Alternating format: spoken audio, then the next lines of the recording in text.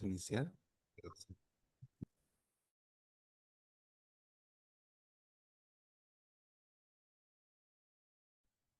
Buen día y bienvenidos a todas y a todos. Mi nombre es Agustina Luque, soy coordinadora ejecutiva de la Coalición América Saludable, CLAS, y es un honor estar acá acompañando en este taller como moderadora hoy. Este taller sobre etiquetado frontal de advertencia nutricional es organizado por el Instituto de Nutrición de Centroamérica y Panamá INCAP, la Secretaría Ejecutiva de Comisca y la Coalición América Saludable, CLAS. Agradecemos a las y a los delegados de los Ministerios de Salud, agencias reguladoras y participantes que se encuentran hoy presentes. Esta actividad busca presentar evidencias sobre el uso, eficacia e impacto del EFAN en la salud pública de la región, dar a conocer el uso y la importancia del perfil de nutrientes de la Organización Panamericana de la Salud, OPS, proveer argumentación técnica y científica sobre FAN y conocer sobre potenciales conflictos de interés en la discusión sobre etiquetado frontal. Tengan en cuenta que al final habrá espacio para discusión y para preguntas, así que pueden ir dejando sus preguntas en la caja de preguntas y respuestas e invitamos a que dejen sus nombres e instituciones en el chat. A continuación, daremos lugar a las palabras de apertura del licenciado José Renán de León, secretario ejecutivo del Consejo de Ministros de Salud de Centroamérica y República Dominicana, COMISCA. Él es nutricionista, dietista con estudios de maestría en salud pública y candidato a doctor en ciencias de la salud y del comportamiento humano. Tiene una trayectoria de más de 20 años en el área de nutrición y más de 13 años de servicio en el sector público, ocupando diversos roles estratégicos. Ha sido investigador y autor de diferentes documentos. Así que sin más, doctor, le dejo la palabra para abrir este evento. Muchas gracias, Agustina. El secretario ejecutivo dará las palabras de cierre. Está teniendo en este momento dificultades de conexión. Mi nombre es María de los Ángeles Campos, soy la directora de Integración de Salud y para la Secretaría Ejecutiva de Comisca este es un tema muy importante dado que el Consejo de Ministros de Salud está trabajando fuertemente en apoyar a los Estados miembros en la disminución de carga de enfermedades no transmisibles. Creo que de eso vamos a hablar durante todo el taller y yo también tengo un poco de participación, así que yo le doy la palabra también a mi colega Fernanda Croque del INCAP.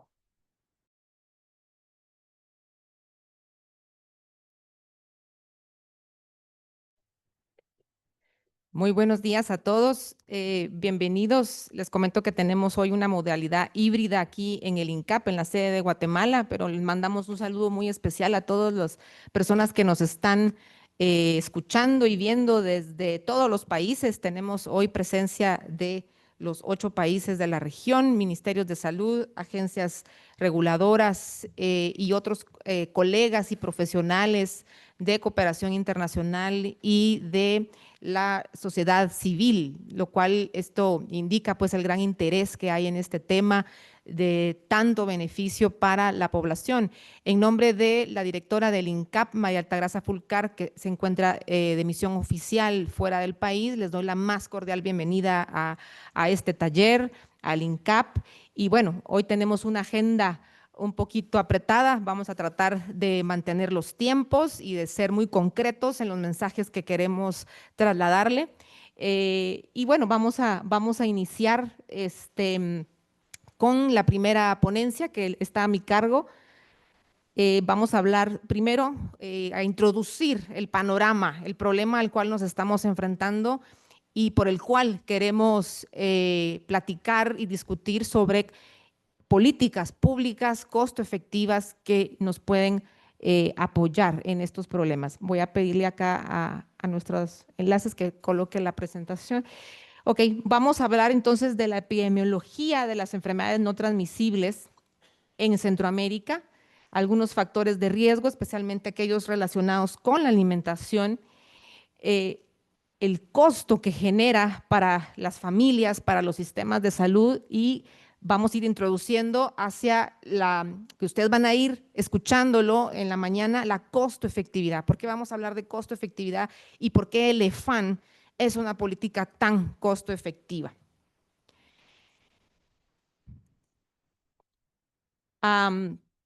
Me disculpo porque no me presenté, de hecho. Mi nombre es Fernanda Crocker y coordino el Centro de Investigación para la Prevención de Enfermedades Crónicas. Más adelante, pues, Agustina nos hará la introducción de los demás panelistas.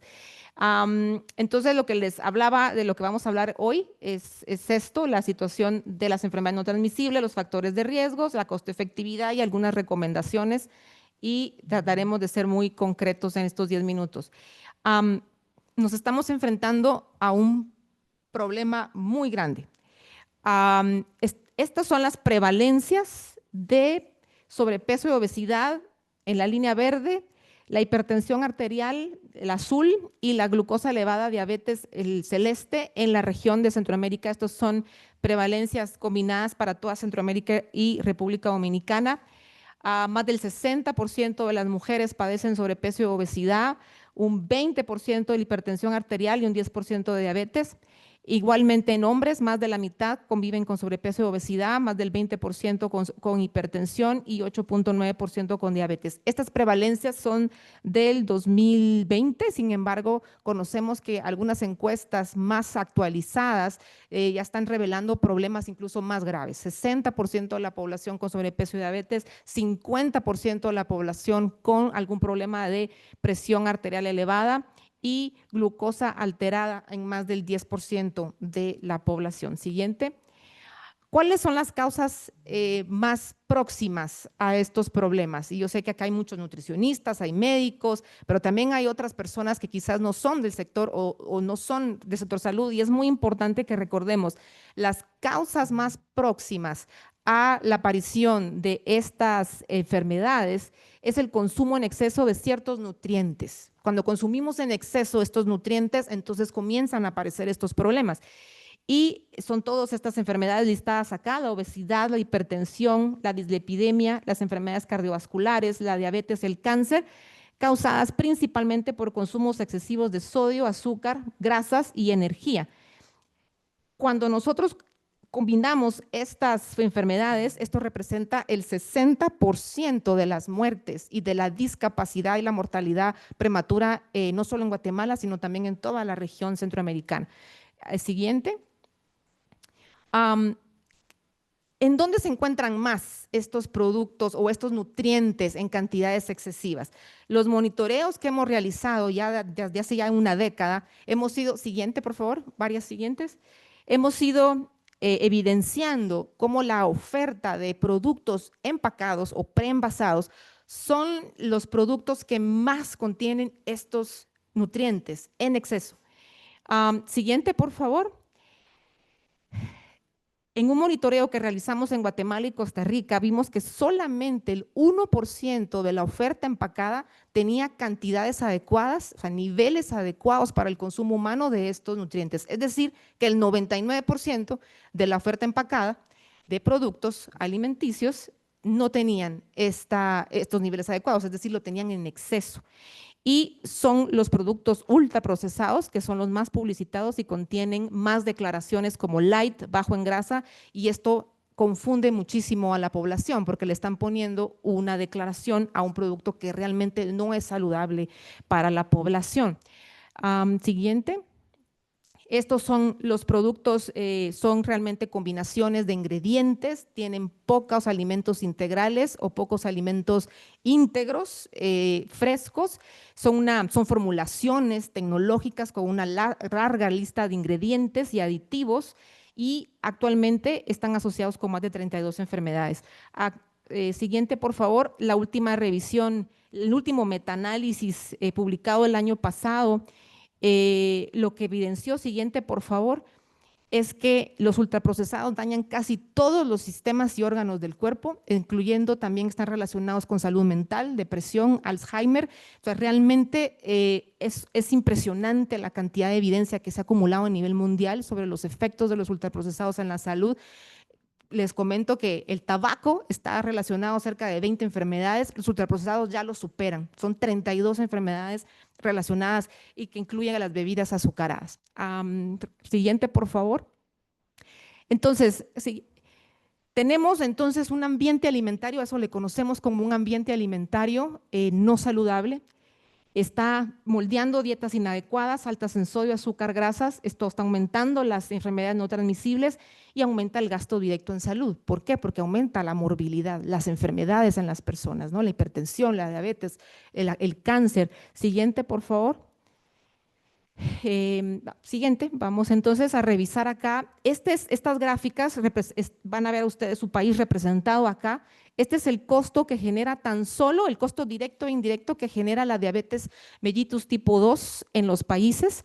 Tan solo en medicinas, consultas, hospitalizaciones, a los países de la región le generó en costos directos 5.600 millones de dólares. Y en costos indirectos se mide por la pérdida de recursos debido a la mortalidad prematura y las discapacidades temporales y permanentes. Y entonces el costo total, cuando sumamos el costo directo y el indirecto, es de cerca de 8.000 millones de dólares para la región. Esto realmente supera los presupuestos nacionales de salud. De hecho, si el Estado, por ejemplo, financiara tan solo el tratamiento de la diabetes mellitus, tendría que ocupar todo su presupuesto de salud y todavía no le alcanzaría para tratar la diabetes en costo directo e indirecto. Entonces, ¿qué sucede? Siguiente, por favor. Este también es otro estudio del PMA, CEPAL y el INCAP, en donde también determinaron el costo directo de estas enfermedades y salió muy similar, 5.000 millones de dólares. Siguiente, por favor. Este es el costo para las familias. Al no poder el Estado sufragar estos costos, porque son altísimos y superan los presupuestos de salud, el costo se traslada a las familias. Son las personas las que tienen que pagar por sus tratamientos, etcétera, etcétera. Esto genera costos realmente muy altos, más casi 1.000 millones de dólares. Y esto solamente para el 2018 en los 4 países que evaluó este estudio: El Salvador, República Dominicana, Guatemala y Honduras. Siguiente, por favor. Y entonces, como el costo se traslada a las familias, nosotros sabemos que vivimos en una región en donde no muchas personas pueden costearlas. Entonces, comienza a haber más complicaciones de las enfermedades al no poder tratarse adecuadamente. Entonces aquí empieza a aumentar la discapacidad y la mortalidad prematura, es decir, las personas comienzan a morir más tempranamente por las complicaciones de estas enfermedades. Personas todavía en una etapa productiva, en una etapa en la que deberían de tener una buena calidad de vida saludable, estamos hablando de mortalidad prematura que empieza desde los 40 años hasta los 60 y algo. Entonces hay mucha mortalidad en esta etapa. Eso le llamamos mortalidad prematura precisamente al no poder sufragar los costos que generan estas enfermedades. Adelante. Este es también una gráfica que nos muestra desde el mismo estudio del PMA, CEPAL, INCAP, lo que le cuesta al país en términos de millones de dólares americanos y del porcentaje del Producto Interno Bruto por el ausentismo laboral que ocasionan estas enfermedades y por la mortalidad prematura. Entonces vemos que realmente hay un efecto en la productividad de un país. Al no tener una población sana, saludable, que pueda producir, comienza a afectarse la productividad y por tanto también el Producto Interno Bruto. Siguiente, por favor. Entonces se empieza a volver un ciclo vicioso. Aumenta el gasto directo, aumenta la discapacidad y el crecimiento económico, o sea, el PIB se reduce. Y esto es una bola, un ciclo vicioso que sigue rodando, porque si nosotros no estamos tratando estas enfermedades, más bien las estamos tratando pero no previniendo, ese dinero que estamos gastando en tratar estas enfermedades no lo podemos invertir. Entonces hay menos inversión en salud en los países. Ahora, los estudios lo que nos dicen es que si redujéramos la incidencia de esas enfermedades, el PIB promedio de la región sería en algunos países hasta 3% más alto. Por ejemplo, solamente en Costa Rica hay pérdidas en el PIB por cáncer, por enfermedad cerebrovascular, causado por el consumo en exceso de sodio, grasas, etcétera, y la diabetes tipo 2 es hasta de 20.000 millones. O sea, hay una pérdida impresionante de recursos por tratar estas enfermedades. Por lo tanto, aquí empezamos a ver, bueno, ¿qué hacemos para que este círculo vicioso pare o al menos se revierta? Siguiente, por favor. Entonces, acá vamos a empezar a hablar de la costo-efectividad. Necesitamos políticas que tengan evidencia de que si las implementamos puedan ocasionar más vida en las personas, más vida saludable, que puedan alargar esa etapa de vida productiva y saludable en las personas. Entonces, cuáles son esas medidas costo efectivas de acuerdo a la evidencia, de acuerdo a que ya se conocen y que ya se han implementado en otros lugares y en otros países. Por favor, siguiente. Entonces, esta gráfica nos dice que hay medidas que tienen un costo muy alto de implementación en relación a lo que salud puede ganar. Cuando hablamos de retorno de salud, hablamos de años de vida saludable que las personas pueden ganar.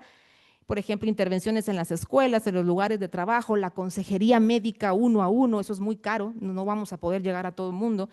Las medidas costo efectivas es la regulación del mercadeo y promoción de alimentos y bebidas poco saludables dirigidos a niños, las campañas masivas de comunicación y las medidas que pueden producir, no solamente son efectivas, sino que además pueden producir ahorros en el sistema de salud, es el etiquetado de advertencia en la parte frontal de los empaques y los impuestos a las bebidas no saludables.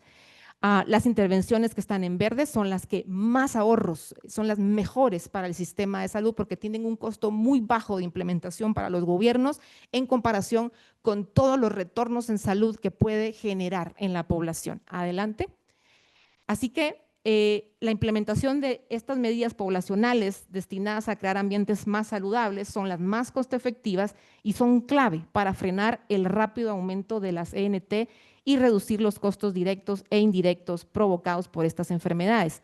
Estamos hablando entonces de etiquetado de advertencia, que es la razón por la cual todos estamos el día de hoy acá, por eso vamos a seguir hablando de esta, que es de las más costo efectivas, los impuestos, la regulación del mercadeo y promoción de alimentos de bebidas poco saludables, y cuando se combinan estas estrategias como un paquete de intervenciones, incluso pueden generar ahorros en salud y ganancias más rápido.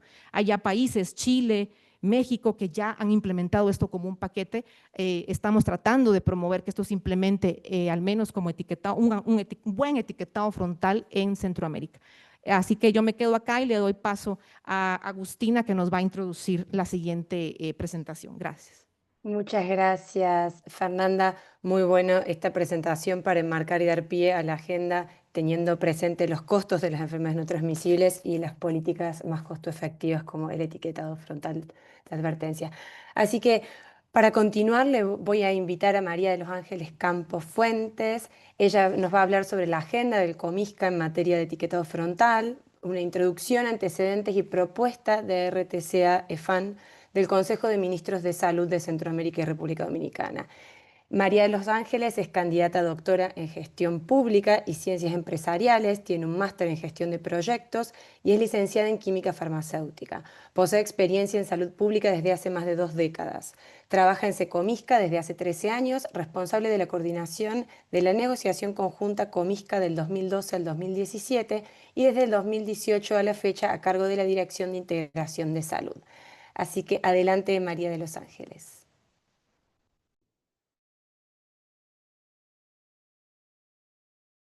Muchas gracias. ¿Me confirman si ven la pantalla? Creo que sí. Sí, ahí se ve perfecto. Perfecto, gracias. Bueno, gracias por el espacio. Como ya nos contextualizó nuestra colega Fernanda Crocker, este es muy importante el abordaje del etiquetado frontal de advertencia nutricional por aspectos de salud y también por aspectos generales de bienestar social y del desarrollo.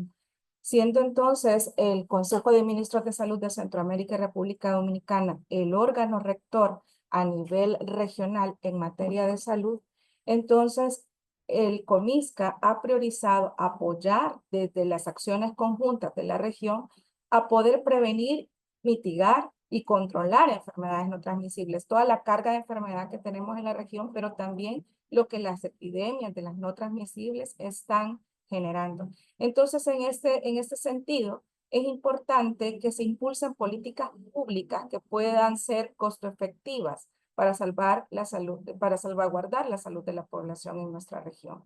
Ya pues estamos contextualizados de todas las enfermedades que pueden producirse que están asociadas al exceso de azúcares, exceso de grasas, exceso de sodios y de otros nutrientes críticos. Y es por esta razón que también es una prioridad entonces ver qué se hace en conjunto para poder tener una promoción de ambientes saludables para la alimentación. En este contexto entonces es que se ha venido trabajando en instrumentos regionales para contribuir a la reducción de la carga de estas enfermedades. Y desde el 2011, pues se ha trabajado con el apoyo de la Comisión Técnica de Crónicas y Cáncer en poder tener los sustentos técnicos necesarios para poder hacer la reglamentación o la instrumentación técnica que pueda apoyar a tomar medidas y acciones más saludables en los entornos alimentarios. Desde el 2011 se firmó por el Consejo de Ministros de Salud una declaratoria que se conoce como Declaratoria de Antigua sobre enfermedades no transmisibles, que ha sido, digamos, el pie para avanzar después en abordar aspectos más específicos como la obesidad, y tenemos una estrategia, la EPSONA del 2002, que termina, vamos a evaluarla en este 2025, sobre sobrepeso y obesidad en la niñez, y vamos a ver cómo hemos avanzado y cuáles son los otros retos. Lo mismo también con la estrategia de reducción del consumo de sal y sodio, y también los documentos marco orientadores, como son la Agenda de Salud de Centroamérica y Dominicana, donde estamos enfatizando como parte de los foros intersectoriales de salud el promover la alimentación saludable, más también el control de las enfermedades no transmisibles, lo que es también nuestra política regional de salud del SICA y ahora también nuestro plan de salud. Entonces, ¿para qué nos sirven estos documentos? Son esas decisiones vinculantes que se tienen para que trabajemos desde nuestro sector, pero también esto nos implica los abordajes intersectoriales y es ahí cuando se propone un reglamento técnico centroamericano como una propuesta, obviamente, desde el sector salud. Sabemos que en el marco de reglamentación del SICA, en la conducción de los reglamentos técnicos centroamericanos, la elaboración de estos instrumentos se hace desde el sector económico. Sin embargo, aquí dimos un paso adelante desde el sector salud, tratando de poner una propuesta consolidada y consensuada desde los elementos técnicos de salud. Y esto entonces se propuso este trabajo por el INCAP como instancia técnica pertinente de nutrición y especializada en esta área desde el SICA, los Estados miembros, ¿verdad? En coordinación con OPS y en coordinación con la CEPOMISCA. Esta propuesta inicial se aprobó en el 2017 en una reunión extraordinaria justamente para este tema en específico y se dio por recibida esta propuesta y con la instrucción de trasladarla hacia el COMIECO, esperando pues entonces que se hiciera el debido proceso de adopción. Esto luego se pasó al COMIECO y en la reunión de diciembre de Panamá, entonces se vieron que no fue una adopción expedita, sino más bien empezar a pensar en el ámbito del sector económico cómo se iba a hacer el proceso. Entonces, este ha sido desde el 2017 a la fecha un continuo que hemos hecho desde la Secretaría Ejecutiva de Comisca, porque en realidad nosotros mantenemos esa instrucción de nuestro consejo de poder impulsarlo. Sabemos que hay procesos articulados y todo es un sistema y tienen sus debidas normativas, y acá lo que queremos también ustedes que están de alguna manera relacionados con esta área es que puedan hacer las articulaciones internas en sus países con las áreas competentes para ir impulsando la adopción de este reglamento técnico centroamericano, que lo que está buscando es precisamente facilitar la correcta identificación y que sea fácil para cualquier persona identificar cuáles productos tienen exceso en nutrientes que van a la larga a afectar la salud y hacer también una carga económica al sistema y una desaceleración en el desarrollo de nuestros países, porque no podemos avanzar sin salud. Creo que son mensajes claves que debemos de tener y saber cuáles desde sus competencias en sus áreas de trabajo pueden impulsar. Entonces, acá yo no me voy a detener demasiado en cada una de las etapas que hemos ido agotando, pero sí mostrarles que desde el 2017, desde el nivel regional, hemos estado impulsando en colaboración con el INCAP, con la OPS y la CECOMISCA y por supuesto con la Comisión Técnica de Crónicas y Cáncer, que está conformada por delegados de los ministerios de salud de los 8 estados miembros del SICA, para poder ir avanzando en estas discusiones. Pero también no lo vamos a poder hacer solo desde el sector salud. Tenemos también que hacer esas articulaciones con las personas que están negociando en las mesas para poder hacer esa concientización de que es un ganar-ganar. Podría ser, y ya tenemos experiencias de Chile, de México y de otros países, en que la industria no quiebra, sino sigue en adelante. Tiene que hacer unas reformulaciones, porque también vamos a tener oferta de alimentos procesados, pero que sean más saludables. Y eso también es el fin último del EFAN, que podamos tener esa información fácil para poder tener mejores decisiones de compra y mejores decisiones para la alimentación propia.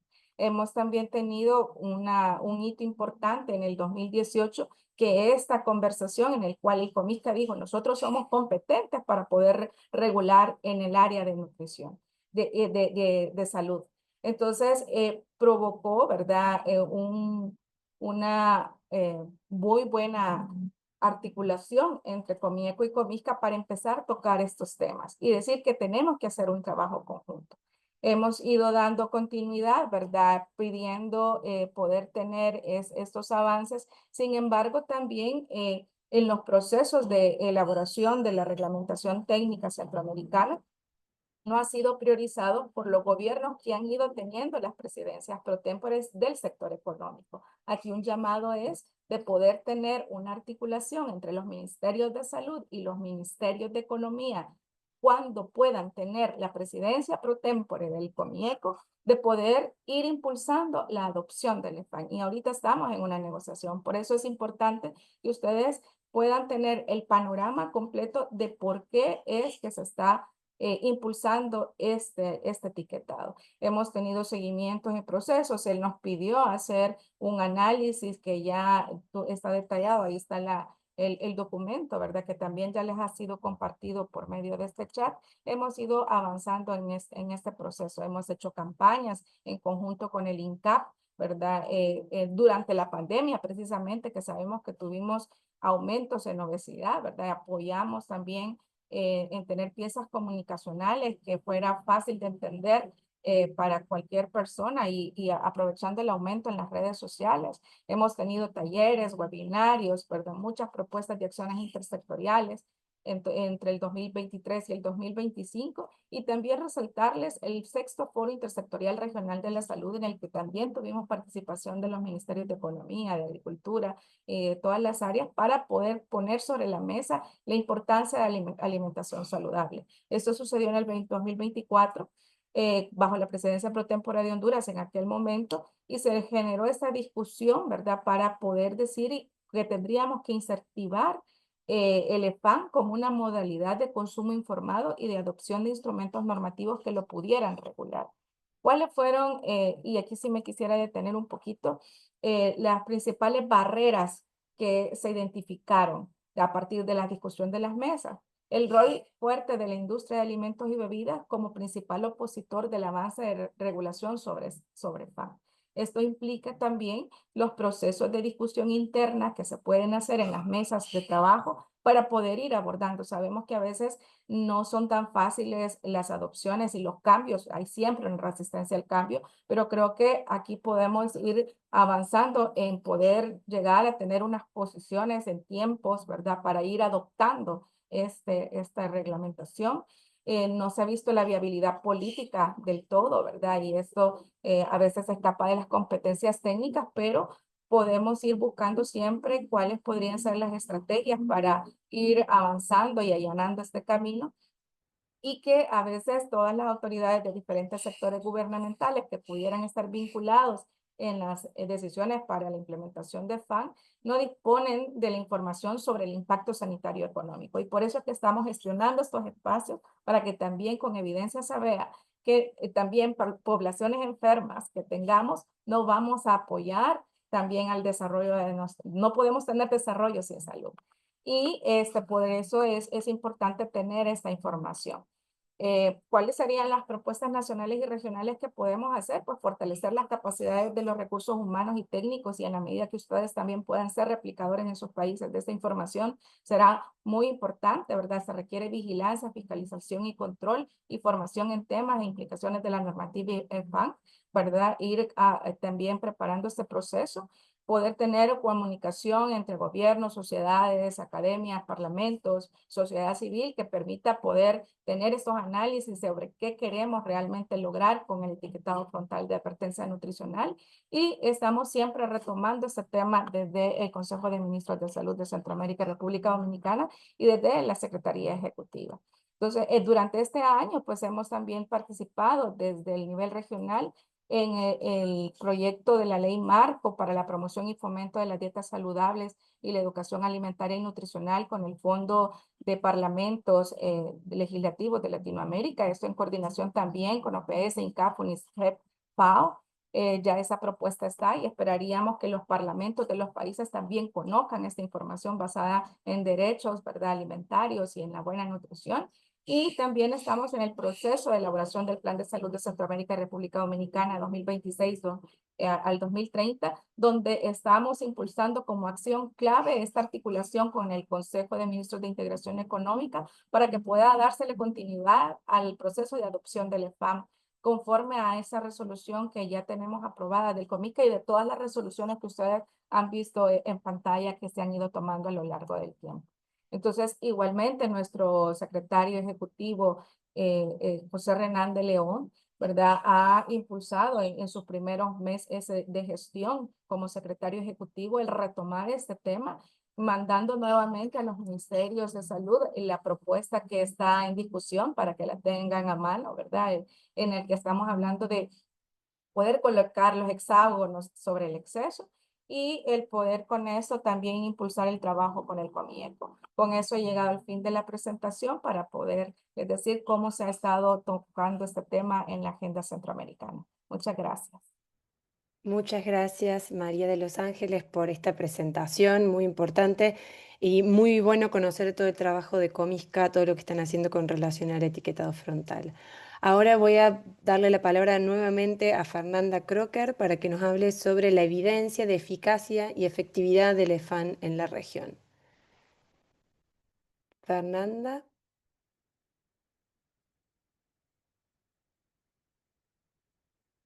No sé si desde ahí, desde Ahora el me van a piso. colocar ¿Me la escuchan? presentación. Ay, Sí, perfecto. No te vemos en este sí, momento. Ahí está, ok. perfecto. Ahorita me van a colocar la presentación. Perfecto. Gracias. Mientras, recuerden quienes quieren hacerle preguntas a los panelistas, ir dejando sus preguntas en la caja de preguntas y respuestas. Hacia el final de las presentaciones podemos abrir espacio a un intercambio.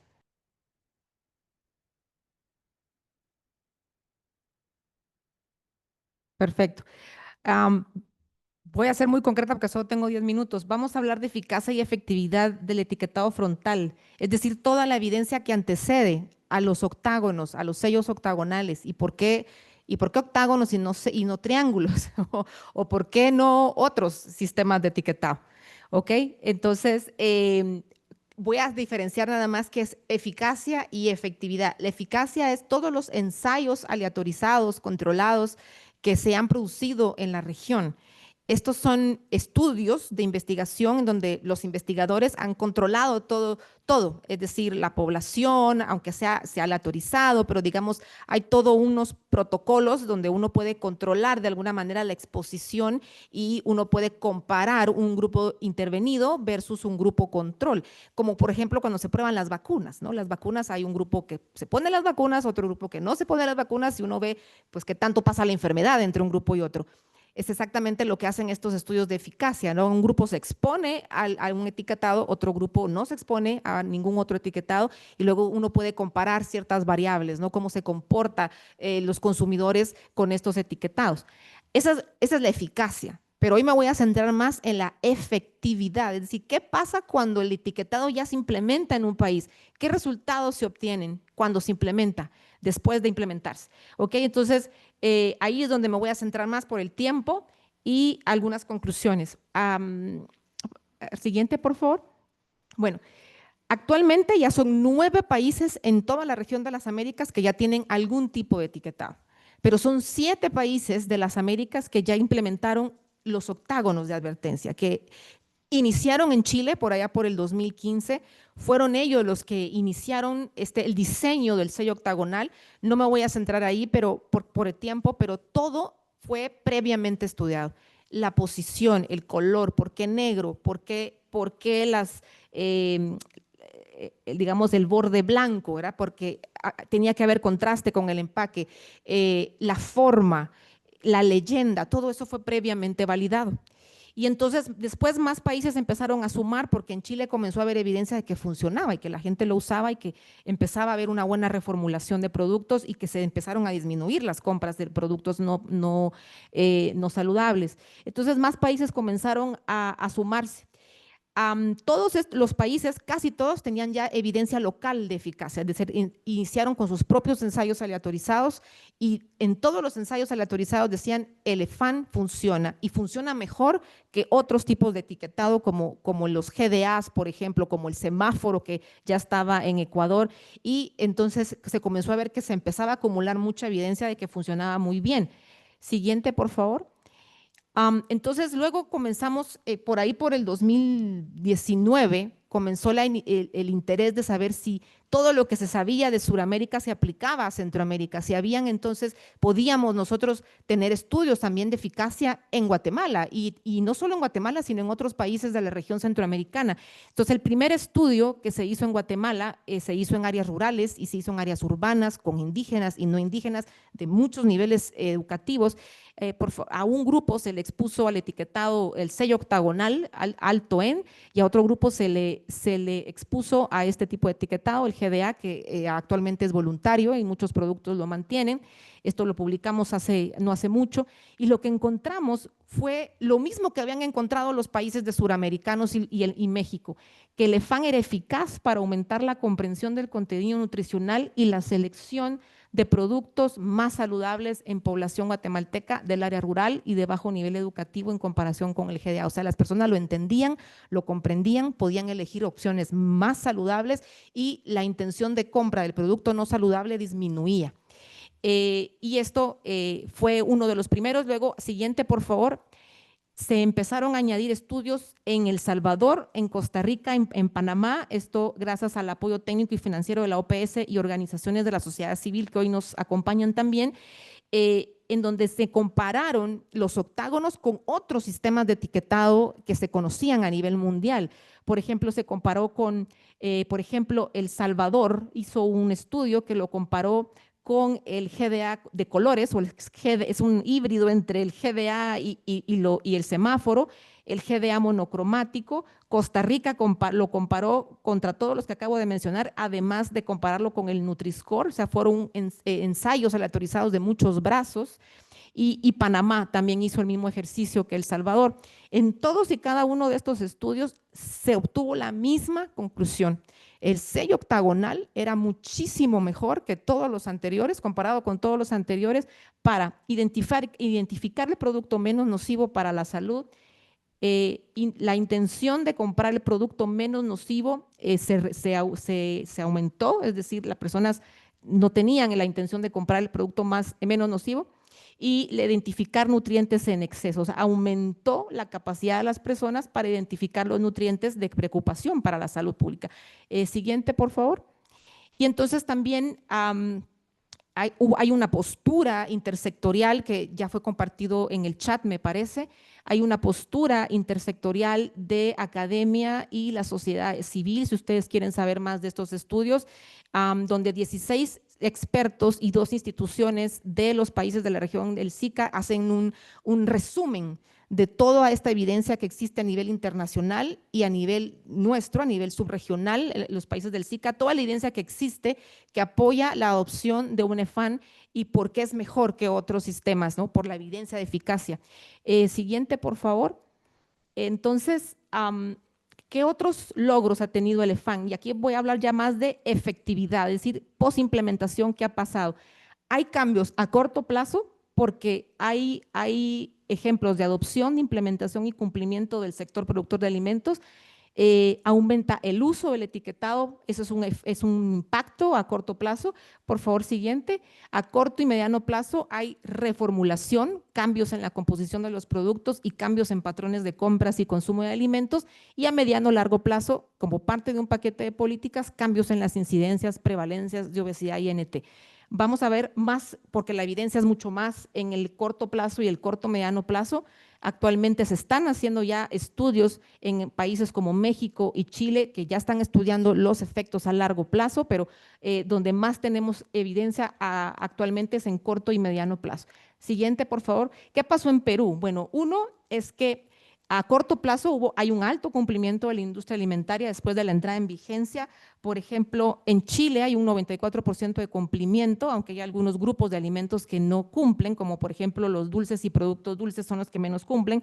Sin embargo, en Chile, por ejemplo, el 62% de la oferta empacada tiene algún sello. Y estos son los porcentajes, por ejemplo, de energía, de azúcar, de grasas saturadas y de sodio, el porcentaje de productos que llevan estos sellos. En Perú, más del 75% de alimentos tiene algún sello. Los productos importados son los que más incumplen y el sello que más se omite es el contiene de grasas trans, ¿no? Pero entonces aquí esto nos habla de que tenemos que fortalecer sistemas de monitoreo pues, para poder aumentar el cumplimiento de este tipo de políticas. Siguiente, por favor. En México ha habido un 99% de cumplimiento según Profeco. Sin embargo, han habido algunas estrategias para evadir regulación. Por ejemplo, esto es muy común ahora verlo en algunos productos en donde la industria hizo pues en algunos empaques dobles caras frontales. Al momento de colocar estos empaques en los anaqueles, pues voltean y esta es la cara que ve la persona, el consumidor. Sin embargo, esto son lagunas en la regulación que han sido aprovechadas por el sector productor para evadir la regulación, o el propósito principal del EFAN es que las personas lo vean y que toman decisiones cuando lo vean. Además, en México, bueno, hay regulaciones a nivel de la publicidad, el marketing que se le hace a los productos. Entonces, ahora es común ver, por ejemplo, que los caracteres que están regulados ahora vengan de otras maneras, ya no están en el empaque, pero sí en el producto o como algo adjunto al empaque. Entonces, eso es bueno que se registre porque eso ayuda a los países a aprender de estas experiencias para hacer regulaciones, mejores regulaciones. Adelante, por favor. El uso del etiquetado en Uruguay y México también ha aumentado después de la implementación o la entrada en vigencia de estos sistemas. Por ejemplo, en Uruguay hay evidencia que el 58% de las personas modificaron su compra al ver los sellos y hay un efecto sustitución, o sea, empiezan a comprar un producto similar con menos sellos o sin sellos. También se observó un incremento en la capacidad para reconocer nutrientes críticos en exceso. México, a través de sus encuestas nacionales de salud y nutrición, ellos han ido monitoreando el uso de los etiquetados en varias encuestas nacionales. Allá por el 2018-2020 tenían solamente las tablas nutricionales, del 2018 al 2020 tenían un GDA y luego en el 2020 comenzaron a monitorear el uso del EFAN. Y es impresionante cómo el uso del etiquetado se mantenía más o menos un 50% de la población. Después de la entrada en vigencia de los octágonos, el uso del etiquetado, o sea, que las personas usan el etiquetado al momento de la compra, aumentó en casi 80% de la población, lo cual esto para mí yo creo que ya es un logro del etiquetado FAN, que las personas empiecen a usar realmente los etiquetados para tomar decisiones. Siguiente, por favor. ¿Qué pasó en Chile? Bueno, hubieron cambios importantes en la composición de productos después de la entrada en vigencia de la ley. Este es un estudio muy bueno que se hicieron en dos momentos, antes y después de la ley. Primero, que los productos con sellos cambiaron de 51 a 44%. Quiere decir que la industria comenzó a reformular y empezaron, el sello que más disminuyó fue el alto en azúcar, en bebidas azucaradas, bebidas lácteas, cereales de desayuno y productos dulces, y el alto en sodio, porque empezaron a disminuir cantidades de sodio y azúcar en estos productos. Sin embargo, si ustedes van acá, no hay ningún sello que diga contiene edulcorantes. Entonces, ¿qué pasó? Aumentó el uso de edulcorantes, se reformuló, pero a expensas de la adición de edulcorantes, y se compraron más bebidas con edulcorantes no calóricos y también en niños. Entonces, esto es un efecto y nos habla de la importancia de tener y defender un octágono que advierta sobre el uso de edulcorantes, dado que los edulcorantes están asociados también a otros problemas de salud. Muchas personas piensan que los edulcorantes o los endulzantes artificiales son inertes y que incluso pues, pueden ser parte de una dieta saludable. Para ciertas patologías puede ser, como alguien ya con un diagnóstico de diabetes. Sin embargo, edulcorantes en poblaciones sanas, especialmente en niños, la evidencia nos indica que causa cambios en la microbiota intestinal, aumenta la resistencia a la insulina y también está asociado a ciertos marcadores de inflamación que pueden llevar a enfermedades cardiometabólicas. Así que hay que tener muchísimo cuidado.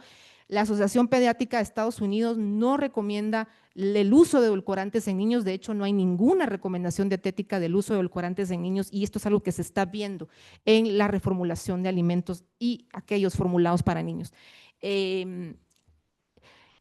Ahora, a corto o mediano plazo, también en países como México hubo una reformulación bastante buena de transnacionales grandes antes de la entrada de vigencia de la ley. Entonces, ya empresas como las que estoy mencionando acá ya habían reformulado casi la mitad de sus productos para evitar los sellos antes de que entrara en vigencia la ley. Menos sodio y menos azúcar fueron también los nutrientes que más reformularon. Siguiente, por favor. Luego, este también fue México. En México, este es un manuscrito que acaba de salir. Siguiente, por favor. Lo que se vio es que hubo una reducción en los sellos de sodio, en grasa saturada, en edulcorantes y en azúcar, es decir, que la composición de los productos realmente cambió para bien, es decir, se redujeron las cantidades. Y lo más interesante es que como México ya tenía un sello que decía contiene edulcorantes, no recomendable en niños, entonces hubo reducción de azúcar, pero no añadieron edulcorantes, porque entonces querían evitar dos sellos. Entonces miren lo importante que es este sellito de acá. Siguiente.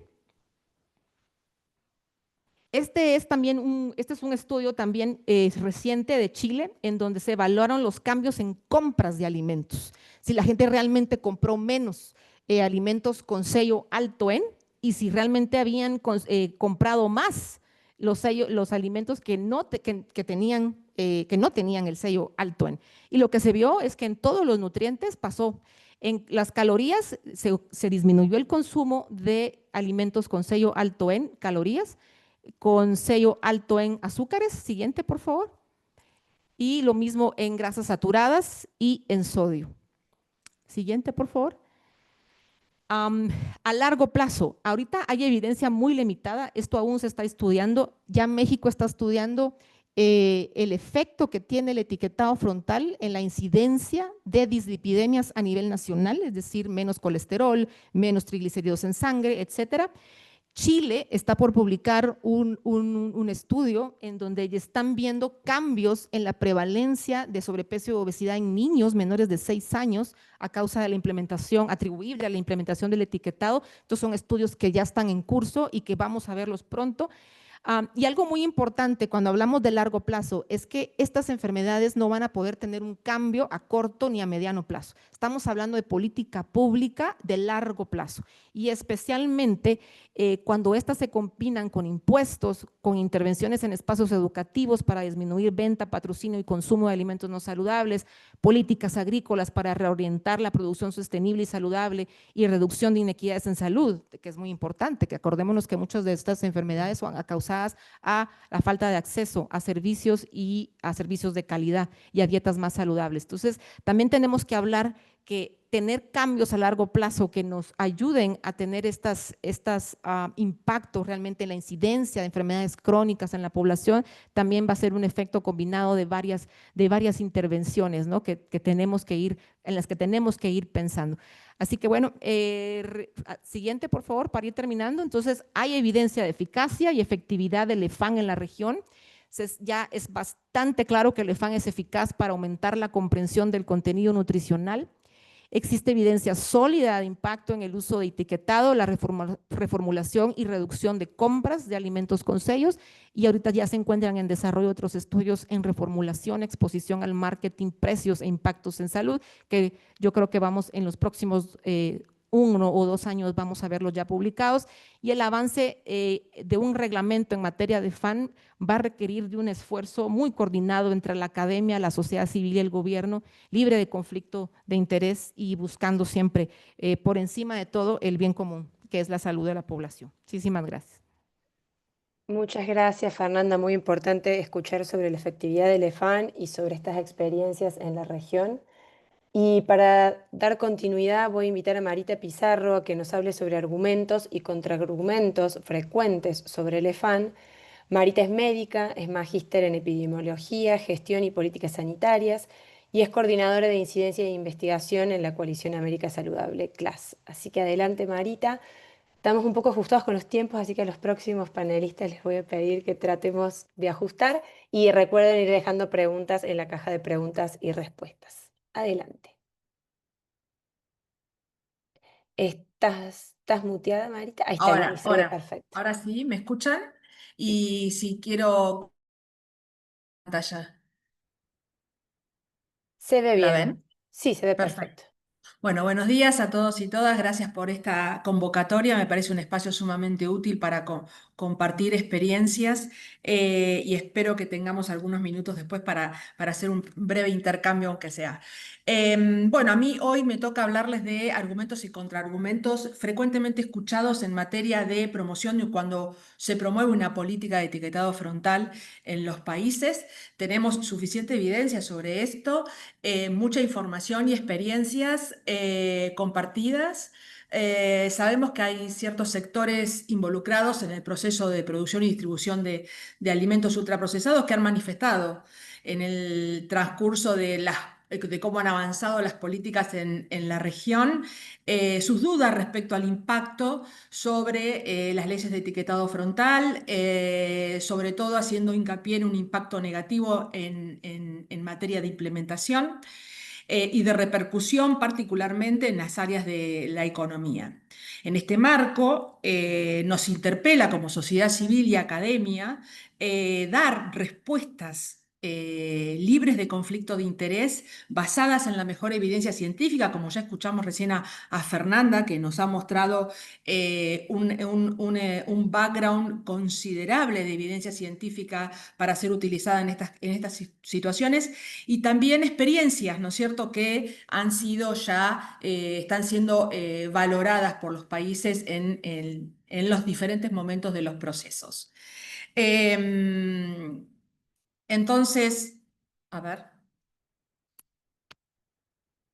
¿pasa la presentación? No, Ahí va, ahí pasó, ¿no? ahí Sí, ya pasó. está. Bueno, entonces uno de los argumentos del sector industrial, de las corporaciones que habitualmente escuchamos, es, por ejemplo, que en los países que implementaron el etiquetado frontal no se evidenció una disminución del sobrepeso y la obesidad. Sabemos que el entorno obesogénico es una de las causas de sobrepeso y obesidad y es uno de los factores a controlar para disminuir la prevalencia de estas patologías y patologías asociadas. La disponibilidad, asequibilidad, promoción de alimentos ultraprocesados son los responsables de las altas ingestas de nutrientes críticos que ocasionan estas patologías. Y estamos convencidos, y suficiente es la evidencia para decir que el etiquetado frontal de alimentos es una herramienta costo efectiva para modificar estos ambientes. ¿Por qué? Porque otorga una información clara, precisa, rápida al momento de elegir un alimento por parte de los consumidores. Entonces, se recomienda que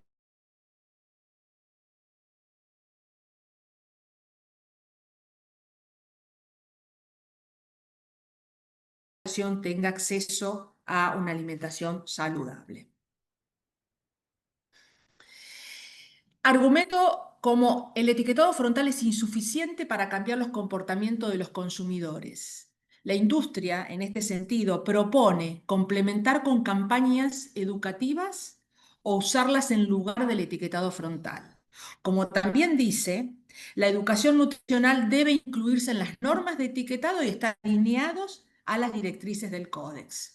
Sabemos que las campañas educativas son complementarias de todo tipo de ley que esté destinada a proteger la salud de las personas. Y en este caso no sustituyen en ningún punto la ley de etiquetado frontal.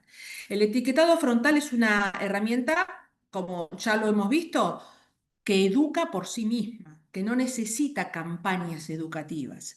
Y una campaña de información a la población sobre qué comida es saludable y cuál no, no permite que el consumidor, en el momento de estar frente a una góndola, reciba y decida de forma rápida y sencilla qué producto comprar y cuál no, según su contenido de nutrientes críticos. Tengo problemas con el pase de... Ahí va. Desde el punto de vista de la política, es necesario investigar más sobre el uso de las etiquetas de advertencia en la parte frontal de los envases. Y también dice y sostiene, el etiquetado frontal debe ser voluntario. Cuando la salud de la población, de nuestros adolescentes, niñas y niños está en riesgo, esto no es un punto de discusión. Las medidas no pueden ser voluntarias o de autorregulación. Las leyes deben existir, deben ser valoradas según su eficacia, su costo-eficacia, deben ser promocionadas, implementadas y fiscalizadas. Se debe exigir al sector corporativo el cumplimiento de estas leyes, porque acá de lo que hablamos es de proteger la salud pública. Se ha demostrado que el cumplimiento voluntario del uso del etiquetado por parte de la industria es escaso, sobre todo en productos que son de muy baja calidad. Y quiero traer acá y permitirme mencionar otros ejemplos respecto de otros nutrientes críticos, como son los ácidos grasos trans. En el 2008 se firmó en Río de Janeiro un acuerdo voluntario con las corporaciones. Cuando digo se firmó, lo hizo Organización Panamericana de la Salud, junto con otros organismos y corporaciones industriales. Sobre la restricción del contenido de ácidos grasos trans en productos ultraprocesados. Sabemos perfectamente que no funcionó. No funcionó y hay algunas medidas realmente heterogéneas a nivel de región. Por lo tanto, pedir a la industria que voluntariamente adecue, sabemos que no lo hace. Como también traigo otro caso, otro ejemplo, cuando en la región se comenzó a promocionar los ambientes libres de humo. En materia de políticas de tabaco, de control de tabaco, la industria tabacalera trató de firmar acuerdos voluntarios. En algunos lugares los logró y sabemos perfectamente que no funcionaron. Por lo tanto, no es el camino por donde tenemos que ir para promocionar una política. Otro argumento muy frecuente es el modelo del perfil de nutrientes de OPS es demasiado estricto. En realidad, es un modelo que se basa en recomendaciones sobre fuerte evidencia científica, como lo explicó también Fernanda recién, y recomendaciones de la Organización Mundial de la Salud. No hay cómo discutir sobre esto.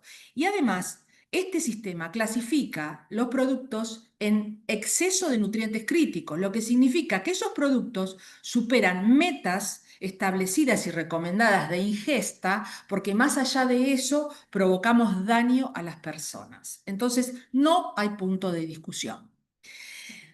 Frecuentemente escuchamos decir que la norma de etiquetado frontal propuesta no está en consonancia con el Códex Alimentario, ni forma parte de él. Solo para recordar que el Código Alimentario Internacional está en vigencia desde la década del 60, que las normas del Códex de ninguna manera jurídicamente impiden que los países avancen en medidas que superen los mejores estándares en materia de protección de la salud. Suficiente evidencia hay sobre esto. Además, el Códex Alimentario se nutre de las experiencias y de la evidencia científica generada en los países, como también de las asesorías de FAO y de la Organización Mundial de la Salud. Por lo tanto, no es necesario que una norma de etiquetado esté en consonancia con el código. Vuelvo a decir, puede ser superadora. El etiquetado de advertencias impacta negativamente en la economía general. Es un argumento que se ha utilizado en todos los países y que a pesar de esto estos países han podido avanzar. Hablo de Chile, hablo de México, de Perú, de Argentina, de Uruguay también, ¿no? La evaluación del impacto económico de una medida sanitaria no debe tenerse en cuenta solo cuando evaluamos costos, sino pensar en el alto gasto del Estado en atender las enfermedades que se atribuyen al alto consumo de alimentos procesados que contienen nutrientes críticos. Ejemplos, el Estado argentino gasta más de 715 millones de dólares al año en atender las enfermedades derivadas solo del consumo de bebidas azucaradas. Esto se desprende de un estudio que realizó el Instituto de Efectividad Clínica el año 2021 en el marco donde estábamos discutiendo la ley de etiquetado frontal en Argentina. Y México proyecta ahorrar 1,8 mil millones de dólares en tratamiento de obesidad y otras enfermedades relacionadas en un lapso de 5 años. Entonces, no hay punto de discusión con este argumento.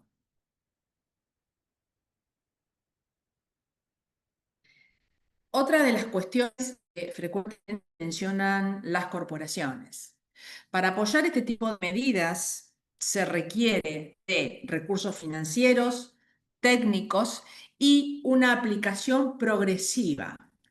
O este argumento frecuentemente lo utilizan las empresas, las grandes empresas con mercadeo que sostienen un mercadeo internacional, ¿no? Transfronterizo.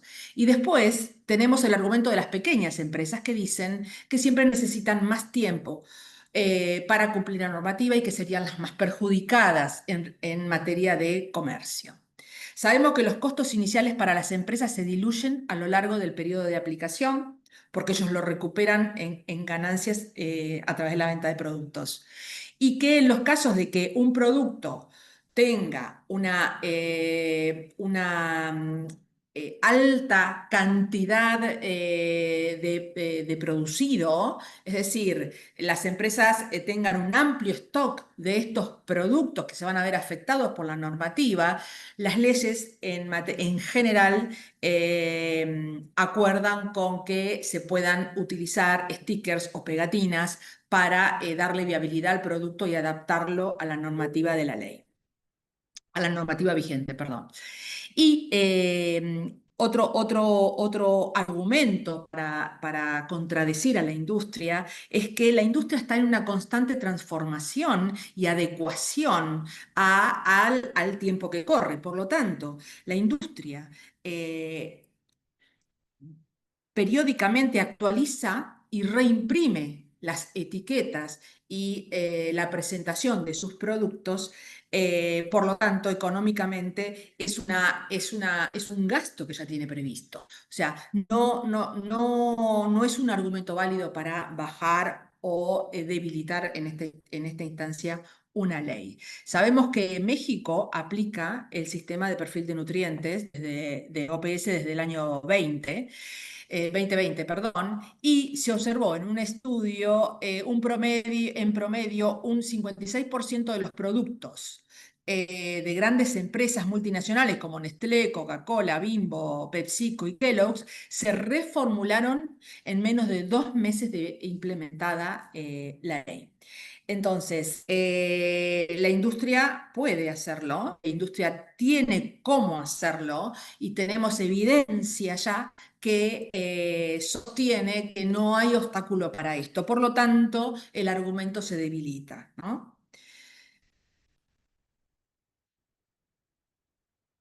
Oh, perdón, se me fue otra vez.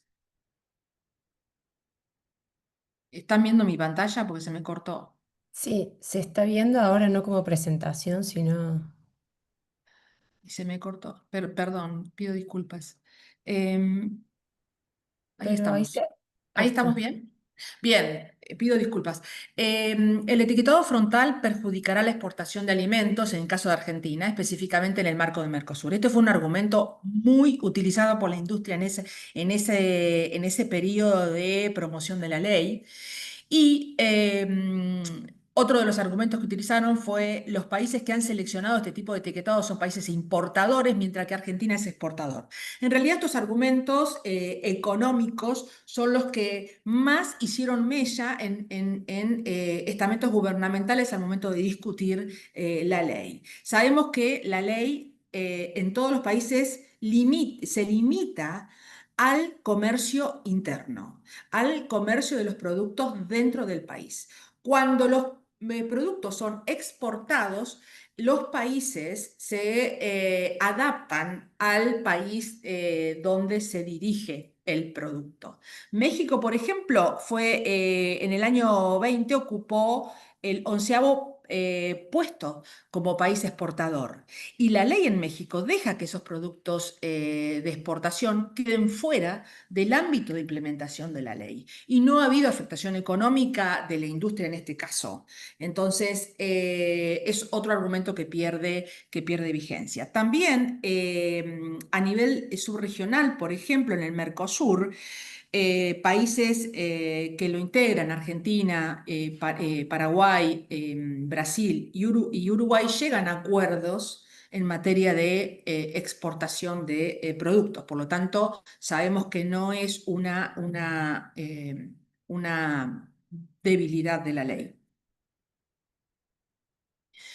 La política de etiquetado frontal genera costos adicionales para el sector de la industria de alimentos. El etiquetado frontal provocará pérdida de empleo y baja de salarios. Este es otro de los argumentos con los que más amenazan las industrias. Y sabemos que el costo de adecuar las etiquetas es un costo hundido. Los economistas se refieren a costo hundido cuando es un costo que la empresa ya lo tiene previsto para adecuarse a las normativas locales y que en instancias posteriores se recupera, ¿no? Claramente no afecta a la economía de estas empresas. También sabemos que, como ya lo mencioné antes, las empresas alimenticias modifican constantemente el diseño de sus presentaciones solo para hacer productos más atractivos a los consumidores y estar a la altura de las competencias que tienen, ¿no?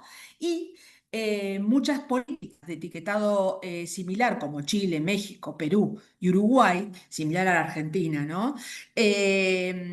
Las empresas multinacionales tienen respaldo económico suficiente para dar respuesta y cumplir una ley.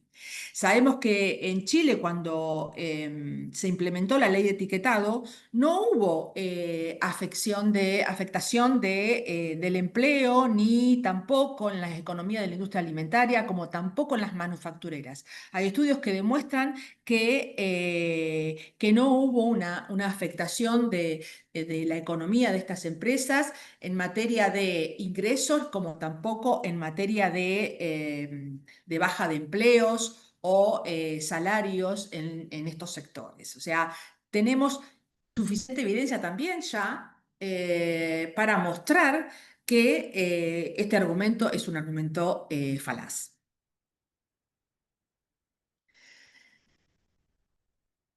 Bueno, quiero comentar que estos argumentos se pueden encontrar con más evidencia que los sostienen, dado que tengo poco tiempo en la presentación, no pude mostrar todo lo que hay bastante, y los invito a ingresar al sitio web de la Organización Panamericana de la Salud, donde se ha lanzado hace 2 días un curso virtual en español de autoaprendizaje, cuyo título es Políticas regulatorias para prevenir la obesidad y enfermedades relacionadas a la alimentación. Es un curso donde contiene la evidencia de los últimos años que respalda las políticas de etiquetado frontal, por qué octógonos y por qué no otros sistemas de etiquetado, por qué el sistema de perfil de nutrientes y por qué no otros sistemas de perfil de nutrientes que la industria trata de colocar en la legislación que se está debatiendo en este momento en la región. Me parece que es un curso sumamente importante, es libre, gratuito, puede ingresar cualquier referente interesado en la temática para construir capacidad en todos los ámbitos, sector académico, sector sociedad civil y sector gubernamental. Me parece sumamente interesante. Y también usé en esta presentación material realizado por la Fundación Interamericana del Corazón Argentina, de la cual fui parte en el marco de la promoción de la política, donde los embates con la industria en los estamentos gubernamentales fue realmente fuerte, pero sostenidos por esta evidencia que hemos puesto hoy en esta exposición, logramos que la ley de Argentina avanzara. Así que bueno, muchas gracias y quedo atenta a las preguntas. Muchas gracias, Marita. Muy relevante escuchar los argumentos y contraargumentos. Ahí había gente en el chat que pedía las presentaciones e incluso para quienes no están siguiendo el chat, se están enviando materiales. Ahí se compartió el enlace al curso. O sea, invito a todos los participantes a que ingresen al chat para recuperar esos materiales de utilidad. Y ahora le voy a dar la palabra a Cristian Torres para que nos hable de conflictos de interés y etiquetado frontal de alimentos y cómo manejarlos, un tema súper relevante. Cristian es licenciado en nutrición, maestro en salud pública con área de concentración en nutrición, coordinador de conflicto de interés e interferencia de la industria en el poder del consumidor, coordinador de comunicación de World Public Health Nutrition Association, co-coordinador del nodo de interferencia de la industria de Colanza y forma parte de la red de líderes en nutrición de la Sociedad Latinoamericana de Nutrición Lilanut, autor y coautor de diversos artículos científicos. Gracias, Cristian, y adelante. Hola, buenos días. Muchas gracias, Agustina, por la presentación y muchas gracias por la invitación, sobre todo para platicar de estos temas que son bastante relevantes, que de pronto pueden ser poco discutidos y a veces inclusive como no tomados en cuenta para este tipo de discusiones, sobre todo en torno a políticas de salud alimentaria. Entonces, pues bueno, yo les voy a platicar sobre un tema bastante importante que son los conflictos de interés en el debate del etiquetado frontal de advertencia y cómo podemos, uno, identificarlos y cómo podemos gestionarlos también. Este tema no solamente tiene que ver con la evidencia científica, sino también tenemos que abordar los temas de los poderes, de los intereses corporativos, económicos y sobre todo la legitimidad en las decisiones de política pública. Antes de iniciar mi presentación, pues quiero declarar que no tengo ningún conflicto de interés con este tema. Soy vocero del Poder del Consumidor, una organización mexicana que trabajamos a favor de los derechos como la salud, la información, el interés superior de las infancias y de la alimentación. Tanto yo como vocero como la organización que represento, pues no tenemos vínculos con partidos políticos, entidades comerciales ni entidades gubernamentales. Y esta presentación, pues no estoy recibiendo ningún incentivo económico. Entonces, pues bueno, declaro no tener ningún conflicto de interés. El, mis colegas mencionaron la importancia del etiquetado frontal de advertencia y es que pues este etiquetado no busca más que las personas puedan tomar decisiones informadas sobre lo que estamos consumiendo, sobre lo que estamos comprando y todos esos ingredientes críticos que pueden tener los productos ultraprocesados o los comestibles ultraprocesados y las bebidas azucaradas. Este etiquetado, bueno, el etiquetado frontal de advertencia, además de tener una sólida evidencia científica, como ya nos lo platicaron, pues también cuenta con el respaldo de organismos internacionales, organismos de Naciones Unidas, como la Organización Mundial de la Salud, la Organización Panamericana de la Salud y UNICEF, que es la entidad por las infancias. Y por supuesto, que pues la adopción de este etiquetado frontal de advertencia pues ha generado una fuerte oposición de la industria alimentaria que teme por los impactos económicos y por los impactos que puede tener a sus intereses o sus ganancias económicas. Por supuesto que este choque pues representa un conflicto y justo es donde emerge los conflictos de interés. Y por supuesto cabe mencionar que pues es responsabilidad de los estados de proteger la salud, proteger la alimentación, proteger los derechos humanos de todas las personas que vivimos en los diferentes países, ¿no? Entonces, em, debe de haber una diferenciación en la toma de decisiones, donde realmente el Estado ejerza su deber como garantes de los derechos humanos y que no debe de permitir la injerencia de las corporaciones que lo único que buscan es incrementar sus ganancias económicas. En el debate, sobre todo del etiquetado frontal de advertencia, pues los conflictos de interés han aparecido en diferentes niveles. Em, Un conflicto de interés, pues ocurre cuando un interés, ya sea personal, institucional o económico, interfiere con el interés público. Entonces, no solamente se trata de una mala conducta, que puede tener impactos inclusive con o implicaciones con la corrupción, sino pues también de una tensión estructural que puede distorsionar la toma de decisiones y la confianza pública para tener credibilidad sobre las instituciones, sobre los procesos, la toma de decisiones y los actores que están involucrados en esta toma de decisiones. Entonces, el conflicto de interés, pues es el conjunto de decisiones en las que un juicio profesional o institucional, eh, pues permea o tiene que ver sobre un interés primario, en este caso la salud, la alimentación, la nutrición, y puede verse indebidamente influido por intereses secundarios. De acuerdo a la OCDE y a diferentes documentos, pues se puede ver como conflictos reales, conflictos potenciales y conflictos percibidos. Y estos o los intereses en conflicto pueden ser tanto económicos, políticos, comerciales, organizacionales, administrativos, académicos. eh, y todos estos, pues en su conjunto tienen que ser declarados. ¿Y por qué es importante que hablemos de conflictos de interés? Y les voy a hablar específicamente del caso mexicano, que ahora voy a traer a cuenta, y por qué es importante mencionar el conflicto de interés. Estas dos personas que ustedes ven en pantalla, Miquel Arreola, Patricio Caso, fueron funcionarios de 2012 a 2018 en la COFEPRIS, que es esta entidad reguladora de riesgos sanitarios en México. Entonces, estos dos personajes, pues su rol era implementar un etiquetado frontal de alimentos que fuera adaptado hacia la población mexicana. Pero en 2014 adoptaron institucionalmente el etiquetado GDA, estos cilindros que ustedes pueden ver en pantalla.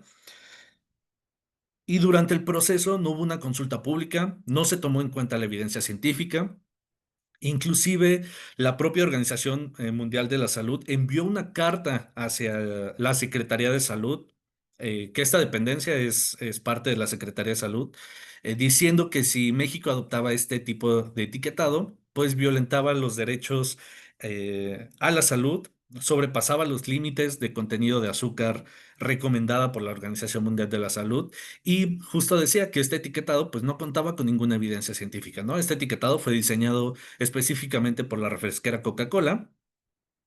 Inmediatamente, pues todo el sector privado, todo el sector de ultraprocesados y bebidas azucaradas, pues adoptaron como una forma de autorregulación, ya lo comentaba Marita, que es una forma y es un tipo de discurso para evadir las responsabilidades de las corporaciones, ¿no? Estos llamados la autorregulación que pues ha sido demostrada que no funciona y no ha funcionado en ninguna parte del mundo.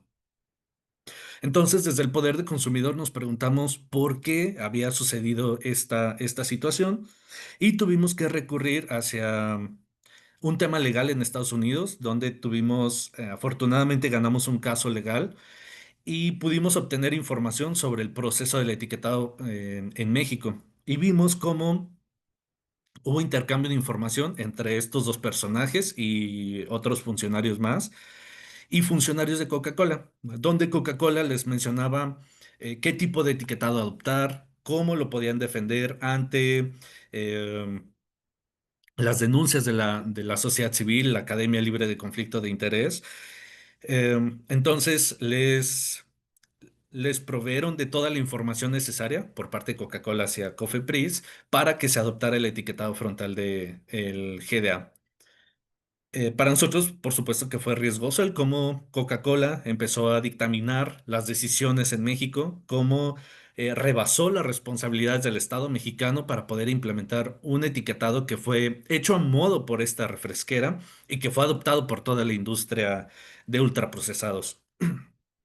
Cuando terminó la administración tanto de Miquel Arriola como de Patricio Caso, pasaron a trabajar a Coca-Cola.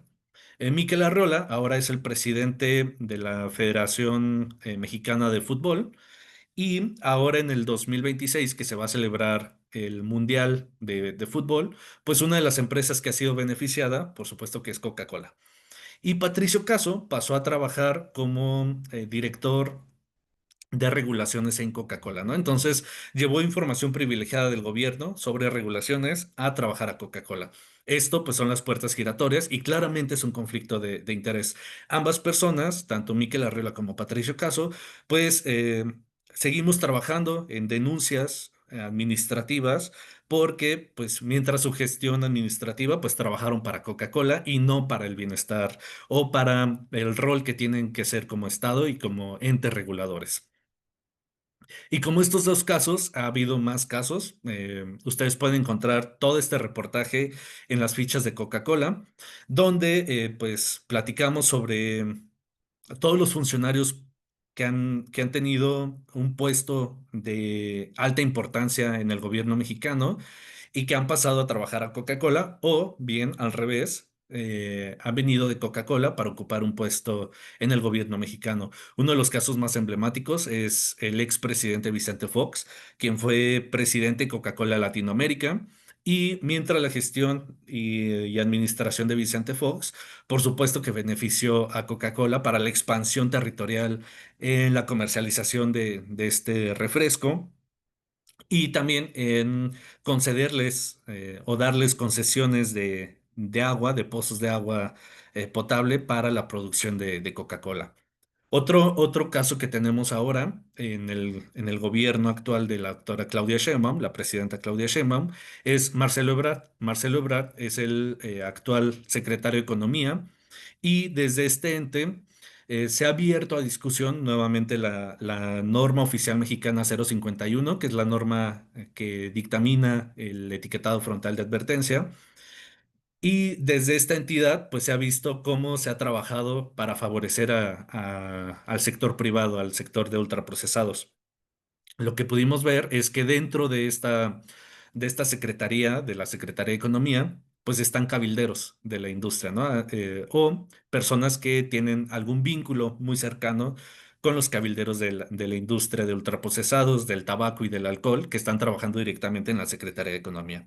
Esto nuevamente, pues lo estamos denunciando ante las autoridades correspondientes, ya que, por supuesto que permea y dictamina las decisiones y favorece, por supuesto, los intereses corporativos. Entonces, pues les cuento este caso porque durante 6 años tuvimos un etiquetado que no era comprensible, que no tenía un sustento de evidencia científica, que no servía absolutamente para nada y que fue adoptado por un gobierno que estuvo permeado de conflicto de interés. Entonces, es importante reconocer cuando hablamos de conflicto de interés, el conflicto de interés pues tiene impactos negativos no solamente en la salud, sino en la violación de derechos humanos, en la violación al interés superior de la niñez y que por supuesto que tiene consecuencias a corto, mediano y largo plazo. ¿Cuáles son algunas de las estrategias? Por supuesto, una declaración obligatoria de los conflictos de interés que se tengan en todos los participantes. en el proceso y en el debate deliberativo del etiquetado frontal de advertencia. La implementación de lineamientos claros para la participación tanto en comités, en audiencias, en grupos de trabajo, la transparencia en cuanto al financiamiento tanto de estudios, de campañas, inclusive hasta de procesos electorales en algunos casos, ¿no? Por supuesto, la vigilancia ciudadana y el periodismo de investigación independiente, libre de conflicto de interés, y esta apertura hacia las denuncias a actores que estén involucrados en temas de conflicto de interés y beneficio de estas corporaciones. Tenemos algunas experiencias regionales y que han sido exitosas en la gestión de los conflictos de interés. Uno de ellos es Chile, donde hay una fuerte regulación en cuanto al lobby y al cabildeo. Cada vez que una entidad comercial se reúne con algún legislador o algún servidor público, se toma o se tiene una minuta de la reunión, se tiene una grabación y esta es de consulta pública. Entonces, la sociedad chilena tiene acceso a estas grabaciones y tiene acceso a ver lo que se está negociando, lo que se está platicando y lo que se está manejando en estas reuniones. En México recientemente tuvimos la aprobación y la implementación de la Ley General de Alimentación Adecuada y Sostenible, donde por primera vez se reconoce el conflicto de interés como una problemática ciudadana y una problemática hacia la violentación de derechos como lo es la alimentación. Entonces, dentro de esta ley se ha implementado los comités de conflicto de interés, donde la sociedad civil, la academia, y grupos que no tengan conflicto de interés, porque se tienen que declarar todos los conflictos de interés, no solamente con la industria alimentaria, sino también con la industria de sucedáneos de la leche materna, con la industria del alcohol, del tabaco y otras corporaciones que tienen que ver directamente con la toma de decisiones en materia de alimentación. Se tiene que declarar para tener estos comités que van a estar vigilando desde el diseño, la implementación y la evaluación de cada una de las políticas públicas que se propongan en México. Y en el caso colombiano, pues durante el proceso deliberativo del etiquetado frontal de advertencia, pues todos los participantes tuvieron que declarar, inclusive hasta el segundo grado de parentesco, todos los conflictos de interés que hubiera para la participación, ¿no? Entonces, esto también marcó un hito en la discusión del etiquetado frontal de advertencia en la región de América Latina. Creo que por temas de tiempo no voy a poder profundizar en otros temas, pero me da gusto que este tipo de temáticas se abran y se puedan discutir en este tipo de espacios y que por supuesto puedan seguir habiendo como otros espacios para que podamos comentar otras experiencias de la región, que seguimos avanzando también en la gestión de conflicto de interés. Muchísimas gracias. Muchas gracias, Cristian. Muy importante hablar de conflictos de interés, qué son, cómo manejarlos. Así que muy relevante y si tienen preguntas, como les vengo diciendo, pueden dejarlas en la caja de preguntas y respuestas y después tendremos tiempo de abordar algunas de ellas. Para ir cerrando con los panelistas y luego poder tener este momento de conversación, voy a invitar a Fabio Gómez a hablar sobre la importancia del perfil de nutrientes de la Organización Panamericana de la Salud y la evidencia de eficacia del EFAN en comparación con la lupa. Fabio Gómez es nutricionista, tiene una maestría en estudios poblacionales y encuestas sociales y doctorado en salud colectiva. Actualmente es el asesor regional en nutrición y actividad física para las Américas de la Organización Panamericana de la Salud, Organización Mundial de la Salud, OPS-OMS, y actúa asesorando y apoyando a los países en diseñar e implementar políticas de alimentación y nutrición, así como en proteger tales políticas de intereses que marchan en dirección opuesta.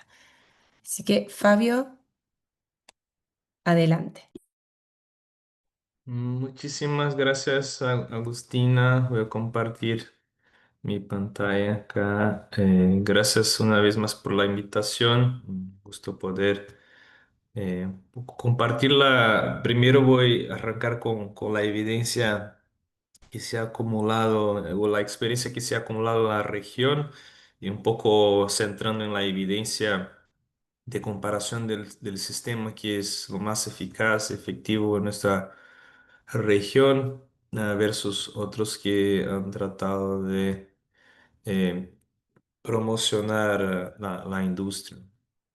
Y es uno de los avances más contundentes que hemos tenido en la región. Las legislaciones de alimentación saludable han incorporado y buscado incorporar las advertencias de nutricionales y otros ingredientes, justamente porque eso facilita no solo al consumidor identificar productos que pueden dañar su alimentación y la salud, pero también porque facilitan la aplicación de otras políticas, una vez que tenemos claramente identificados los productos que necesitamos regular con otras políticas como publicidad, el ambiente escolar, los impuestos. Entonces es fundamental este avance, pero al mismo tiempo en esta publicación que producimos en 2022, reunimos, está publicada en el periódico Lancet, reunimos un poco la historia y el análisis político de cada una de las legislaciones que tenemos en nuestros países. Y vemos que hay diferencias, a pesar de que la gran mayoría han adoptado las advertencias octagonales, aún así hay diferencias eh, que hacen algunas de las políticas más cercanas a los mejores estándares y mejores prácticas que hemos establecido con base en nuestras recomendaciones de la OPS y de la OMS. Y con base en la experiencia de los países, porque obviamente una vez se toma estas experiencias, ahí siempre tenemos que considerar que una vez se adopta una política, esta política es el resultado de discusiones y muchas veces no se adoptan con todos los estándares o el nivel de estándares que es recomendado, y en particular por esas interferencias o esos intentos de interferencia de la industria. Entonces, el primer país justamente fue Chile, pionero, y los otros países, lo que en nuestro rol buscamos es que cada vez más los países que van tomando nuevas políticas, los países que todavía no tienen políticas adoptadas, como es el caso de los países en Centroamérica, buscamos y asesoramos a esos países para que podamos aprender tanto de las mejores, de las fortalezas, cuanto de las debilidades, y hacer esas políticas cada vez mejor. No sabemos si nosotros estuviéramos discutiendo vacunas o otras tecnologías en salud, buscaríamos siempre las que pueden brindar mejor beneficio para la población. No es distinto para políticas de alimentación, como es el caso de las políticas de etiquetado frontal. Y ese es un prototipo de un scorecard que estamos por lanzar, y quería presentarles un poco los distintos elementos, o sea, porque nosotros miramos, bueno, el icono que tiene ahí, pero hay mucha evidencia y muchos elementos que definen qué es una mejor práctica en etiquetado frontal, desde el diseño gráfico, el tipo de icono, si es una advertencia, si es un icono que realmente alerta al consumidor o que no tiene este elemento, el tamaño que se establece en la legislación, la ubicación y la definición legal de dónde debe estar ubicado este icono, los criterios, cuáles nutrientes son considerados, cuáles nutrientes no son considerados, qué tipo de aditivos están considerados, los umbrales que definen qué es un producto excesivo o no, y otras prohibiciones como por ejemplo la publicidad en la etiqueta, la declaración de propiedades de nutrición o de salud, o regulaciones de distorsiones que pueden generar el etiquetado, por ejemplo poniendo frutas en productos que no tienen frutas, o haciendo una alegación sobre determinados ingredientes que no contienen esta misma cantidad o naturaleza del producto.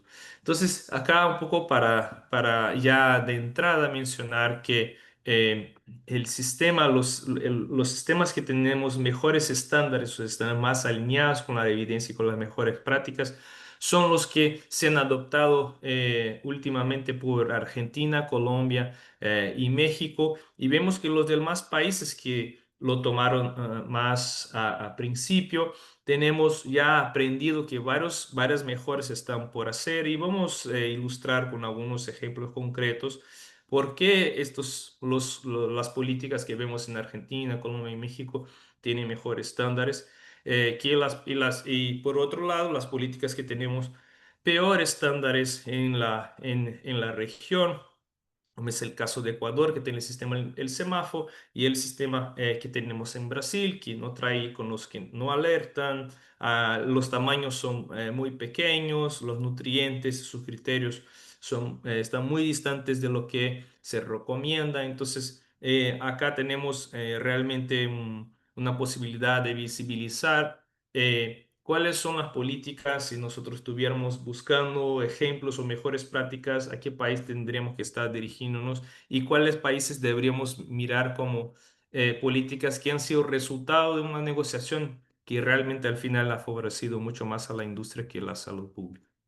Y algunos ejemplos para ilustrar lo que acabo de enseñar de una manera más compleja, pero simplificar un poco eso. Es exactamente el mismo producto vendido en 5 países distintos con políticas distintas. Es el resultado del etiquetado frontal en esos países. En Ecuador, la legislación permite que la ubicación, ya se acuerdan que esos son uno de los criterios, se puede dar en cualquier parte de la etiqueta. Entonces, esta empresa decide poner el etiquetado en la parte posterior y esconder la información del consumidor de la parte frontal. En Brasil, los umbrales han sido establecidos de manera tan débil que este producto no es exigido tener un mensaje de alto en o de exceso en azúcares en frente al envase. Entonces, escapa y está omitiendo la información justamente porque el criterio se hizo extremadamente débil.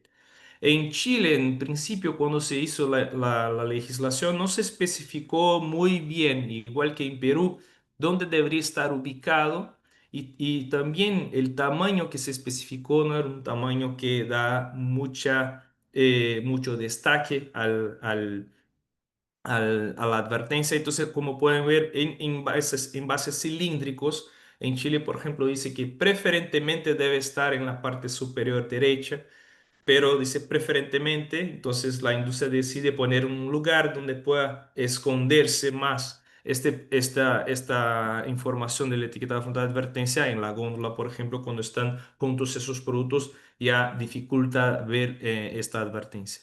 Mientras en Argentina, en Colombia, en México, ya establecimos una mejor redacción legal para asegurar que en esos envases cilíndricos los iconos tienen que estar en la parte, en la margen superior central de la etiqueta, y también especificamos mayores tamaños para que eso pueda ser de mayor destaque al consumidor antes de tomar el producto de la góndola. Esas son una ilustración de cómo vamos avanzando y que recomendamos que los países obviamente tomen la mejor opción y no la peor opción, y cómo la industria va a buscar las opciones que son menos favorables para la salud pública. Un otro ejemplo muy claro es de que, bueno, en los países que han tomado el objetivo de esta política nunca ha sido tener o a alcanzar una reformulación de productos determinada, pero sí es podemos decir que un efecto paralelo positivo, la reducción de cantidades de azúcar, de sodio, de grasa en los productos. Y eso es dependiente del grado de rigurosidad y de los estándares que se establecen también con los criterios que definen qué es un producto excesivo en sodio, en grasas, azúcares, etc. Acá otra vez el ejemplo, vemos que en Brasil los límites de sodio son mucho más altos que en cualquier otro país, permitiendo o dejando que la industria decida, y acá tenemos otra vez exactamente el mismo producto. Si comparamos esos mismos productos, la cantidad de sodio, la mayor cantidad de sodio encontrada en esos productos son los productos que están vendidos en Brasil. ¿Por qué? Justamente porque el etiquetado frontal estableció un límite para definir el producto que lleva exceso de sodio mucho más alto que en los otros países. Y así vamos viendo. Perú, Chile, igual ya tenía algo más riguroso que Brasil, pero aún no tanto cuanto México, que sigue nuestras recomendaciones de la OPS-OMS, o Argentina o Colombia. Entonces, como pueden ver acá, si comparamos México con lo que tenemos en Brasil, si comparamos nuestros estándares de la OPS con lo que tenemos en Brasil, vamos a tener un producto que es exactamente el mismo, con 80% menos sodio que lo que tenemos en Brasil. Y eso es solamente debido a la legislación. No hay otra forma de explicar por qué hay esta diferencia, ¿no? Y ahí también tenemos esos estudios experimentales que se hicieron incluso en Brasil para probar la eficacia de los distintos sistemas antes mismo que pudiera ser implementado el sistema. Y en este estudio se comparó con un grupo control, un grupo de advertencia, un grupo que llevaba una advertencia tipo triángulo y un grupo que llevaba la lupa tal como se ha adoptado en este momento en el país. Y lo que concluye este estudio es que el octágono y el triángulo usados en este estudio indicaron mejores resultados que la lupa. Además de eso, nosotros hicimos análisis complementarios que están por salir un nuevo paper. Este primero salió en Frontiers of Nutrition.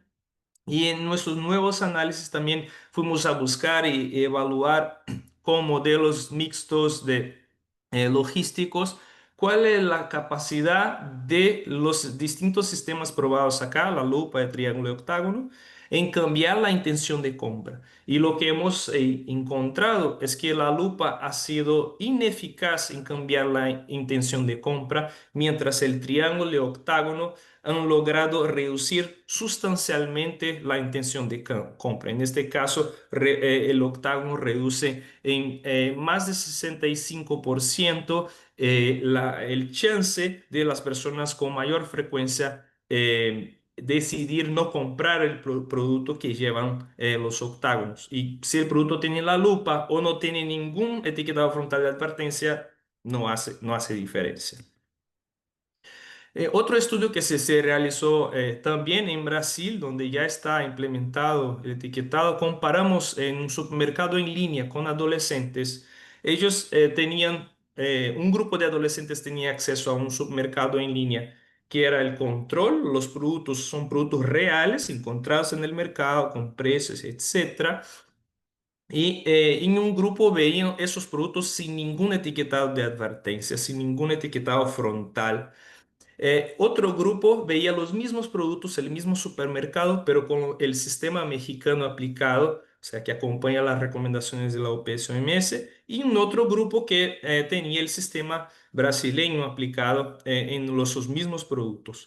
Y los resultados son que comparado con el control, el sistema etiquetado mexicano que está basado en nuestras recomendaciones ha logrado reducir las compras o la adquisición de azúcares libres y de energía en 38 y 39%, redució el chance de que los adolescentes escogieran bebidas excesivas en azúcares libres y energía en 11,5% para azúcares libres, en 10,3% en azúcares añadidas, en 7,7% en energía, perdón.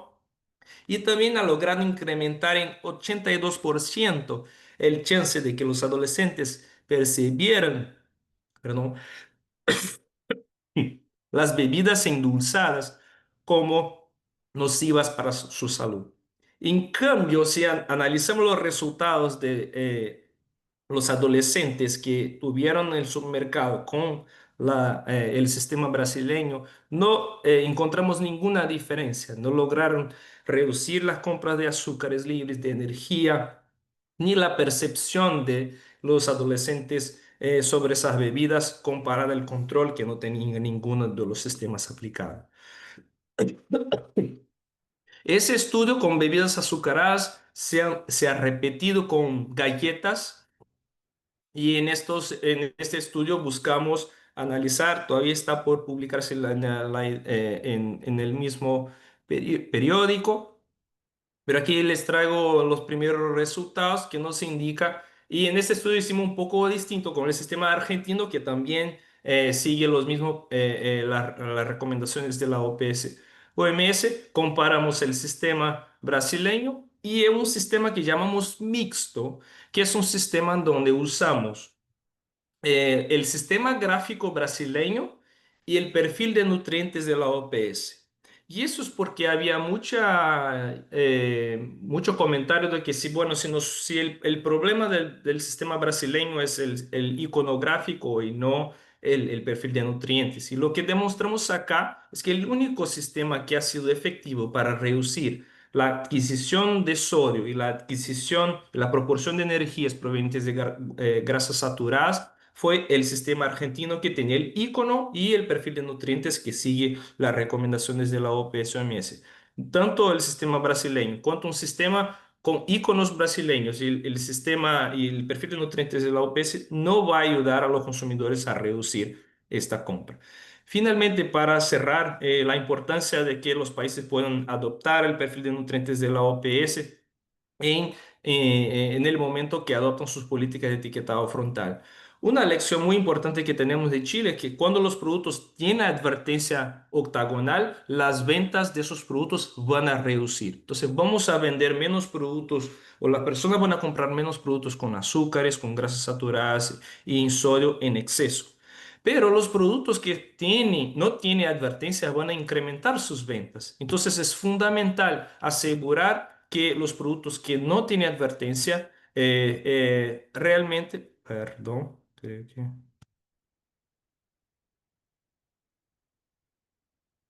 Es fundamental asegurar que los productos que no tienen advertencia realmente no sean excesivos en azúcares, porque si no vamos a incrementar sus ventas y vamos a dejar de impactar positivamente en la alimentación.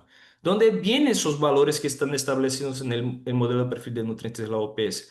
Todos esos valores están establecidos con base en las recomendaciones de la Organización Mundial de la Salud para la ingesta de sodio, azúcares libres, total de grasa, grasas saturadas, grasas trans y también consumo de otros edulcorantes que es desalentada por la Organización Mundial de la Salud. Y la idea es que estas proporciones están establecidas en proporciones de energía justamente porque la necesidad de los niños, la necesidad de adultos, la necesidad de distintos grupos poblacionales es distinta. Entonces, no podemos establecer valores arbitrarios por gramos o 100 gramos o 100 mililitros de productos justamente porque las necesidades de cada población es distinta. En ese sentido, el sistema de perfil de nutrientes de la OPS permite ajustar a estos distintos rangos etarios. También probamos analizando más de 125.000 datos de recordatorio 24 horas de más de 125.000 personas en las Américas, en 9 países, y pudimos verificar que las personas que consumen los productos excesivos en los nutrientes críticos, de acuerdo con el modelo del perfil de nutrientes de la OPS, exceden o tienen mayor chance de exceder los límites de la OMS. 2 a 4,5 veces más chance de exceder, perdón, los límites de la OMS. Entonces, yo costumbro decir que poner advertencia en los productos sin usar el modelo de perfil de nutrientes de la OPS es como establecer y poner señales de tráfico en un cruce como este, pero definir, en lugar, tenemos el ingeniero de tráfico y nos dice, tenemos que poner todas esas señales de tráfico. Y uno dice, no, mejor este señal de tráfico aquí no ponemos, sacamos esa también. Lo que va a pasar es que las señales de tráfico donde están y deberían estar van a funcionar. Pero si eliminamos las señales de tráfico donde deberían estar, pero no lo ponemos ahí, el tráfico va a seguir desordenado. El mismo caso es con la alimentación. Si nosotros dejamos de poner las advertencias en productos que realmente son excesivos en esos nutrientes, vamos a dejar de tener una alimentación que esté en línea con las recomendaciones de la OPS OMS. Yo voy a cerrar con este video que es muy, muy breve y después dejo para preguntas y respuestas.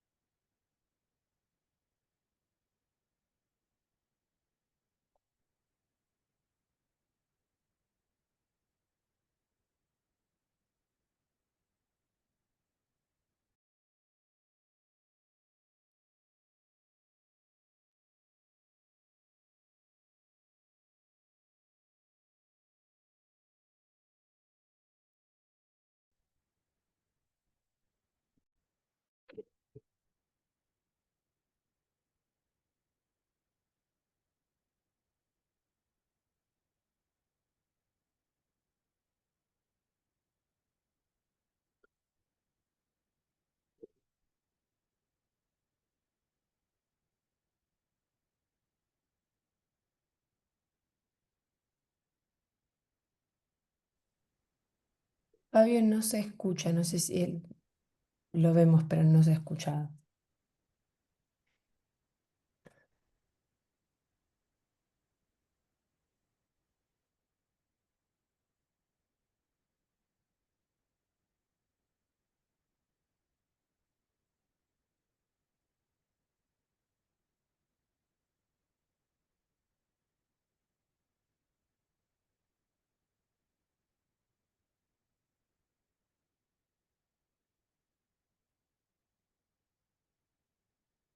No se escucha quizás algo de la configuración del Mm, compartir pantalla.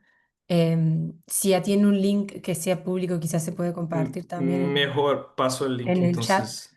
Buenísimo. Dale. Eh,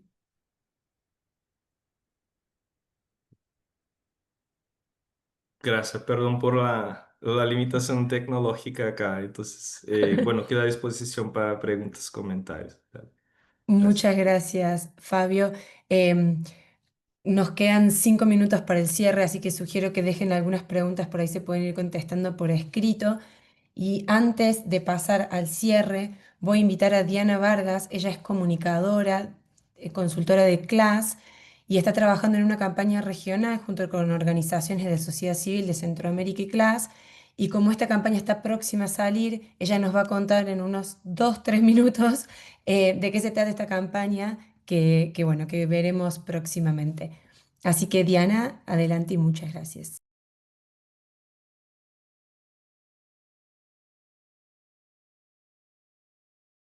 Gracias, Agustina. ¿Me escuchan? Sí, ¿Están viendo la pantalla?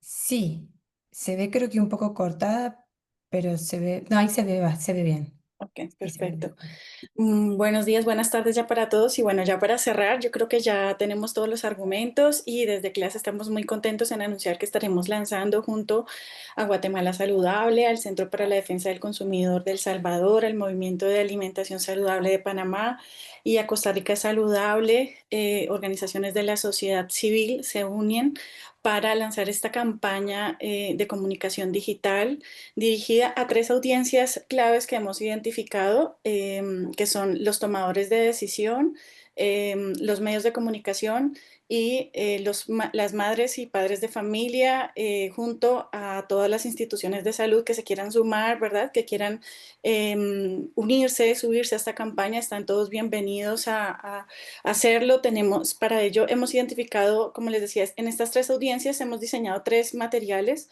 para cada una de las audiencias, para los tomadores de decisión, los parlamentarios, congresistas. Hemos diseñado una infografía que ya está disponible, que vamos a estar lanzando en los próximos días, que reúne toda la evidencia científica, todas estas cifras que ustedes han mostrado allí en sus presentaciones, las cuales le dan obviamente todo el peso y les permiten a ellos leer de manera muy rápida la información y tener allí todos los soportes para la toma de decisiones. Adicional a esto, también vamos a tener una nota de prensa, vamos a contactar a medios en diferentes eventos y en uno a uno también con entrevistas para hablar con ellos acerca de la importancia del EFAN. También para las madres y padres de familia, como les decía, que es nuestra tercera audiencia clave, vamos a tener unos videos a través de redes sociales que desenmascaran justamente todas estas estrategias publicitarias de las industrias de alimentos y posicionan al EFAN como una medida inmediata que debemos tomar en Centroamérica justamente para reducir el impacto de todos estos ultraprocesados. Entonces, nada, esto es muy rápido, yo sé que quedan pocos minutos, la invitación solamente es a que cuando lancemos la campaña ustedes puedan sumarse, puedan compartirla. La campaña se llama Que no te echen cuento. La verdad va al frente y viene en forma de octágono. Esto justamente respondiendo a todos estos argumentos que ustedes han venido explicando, cuál es la forma, cuál es el lugar correcto para colocar el etiquetado, y es ese octágono que necesitamos que vaya al frente y lo queremos resaltar en la campaña de comunicación. Entonces, que no te echen cuento, la verdad va al frente y viene en forma de octágono. Gracias, Agus. Yo creo que lo hice en el tiempo indicado, así que esperamos a todos de verdad que puedan sumarse y estamos en contacto para pasarles todas las piezas. Muchas gracias. Muchas gracias, Diana. Y sí, ahora para cerrar, le voy a dar la palabra al licenciado José Renán de León, secretario ejecutivo del Consejo de Ministros de Salud de Centroamérica y República Dominicana, Comisca, para que nos dé unas palabras de cierre. Muchas gracias. ¿Se me escucha bien? Sí, Gracias, Agustina. Bueno, primero que todo, excusarme porque no pude estar un poquito más temprano. Estoy en un evento en el cual la conexión a internet no ha sido muy buena. Pero sí, digamos que he estado en gran parte del taller. Primero que todo, quisiera agradecer al Instituto de Nutrición Centroamérica y Panamá, INCAP. Igualmente también agradecer a CLAS y a OPS por el apoyo que siempre han brindado a la propuesta, no digamos la propuesta, ya al mandato del Consejo de Ministros de Salud de Centroamérica y Panamá en aplicar un etiquetado frontal de advertencia nutricional. Yo, escuchando las presentaciones anteriores, desde hace poco, alrededor de 10 años, cuando se inició a hablar del tema de un etiquetado de advertencia en el frente de los empaques de alimentos ultraprocesados, recuerdo mucho de los argumentos de la industria, ¿no? Primero que era que no había evidencia en la región. Luego se genera la evidencia, y hay mucha evidencia, hay suficiente evidencia, hay evidencia fuerte y contundente. Luego, después, no había evidencia en la aplicación. Bueno, ya muchos países de Sudamérica, más cercanos a Centroamérica, como México, digamos en los extremos, México y Colombia, tienen un etiquetado frontal de defensa tradicional. Y digamos, como explicó Fabio, también ha venido en una evolución, ¿no? Como los países que iniciaron con etiquetados han ido evolucionando de tal manera que también se ha ido perfeccionando este instrumento que, recordemos siempre, es un instrumento de protección a la salud pública, de protección a la salud pública.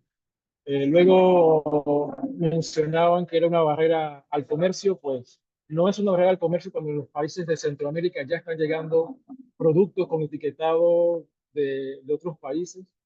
Y ya poco a poco, digamos, los argumentos de la industria poco a poco se han ido, digamos, reduciendo. De hecho, ya no hay evidencia, no tiene ningún tipo de evidencia en relación a la no implementación de este tipo de etiquetado en la región. Actualmente entendemos que también hay una consulta a través de comercio. Como recordamos, comercio juega un papel importante en la aplicación de reglamentos técnicos latinoamericanos en el caso del SICA. Y ya hay unas consultas alrededor y hay diversas mesas que están trabajando en el tema de etiquetado. Sí, y en ese sentido, este seminario juega un rol estratégico porque estamos hoy agrupando a muchos sectores. Estamos agrupando al sector que maneja los temas de regulación sanitaria. Hoy nos acompañan varios miembros que manejan el tema de regulación sanitaria. También nos están acompañando varios colegas que manejan el tema de enfermedades crónicas no transmisibles. Y obviamente nos están acompañando un grupo muy importante de los compañeros que manejan el tema de alimentación y nutrición en los 8 países de la región del SIC.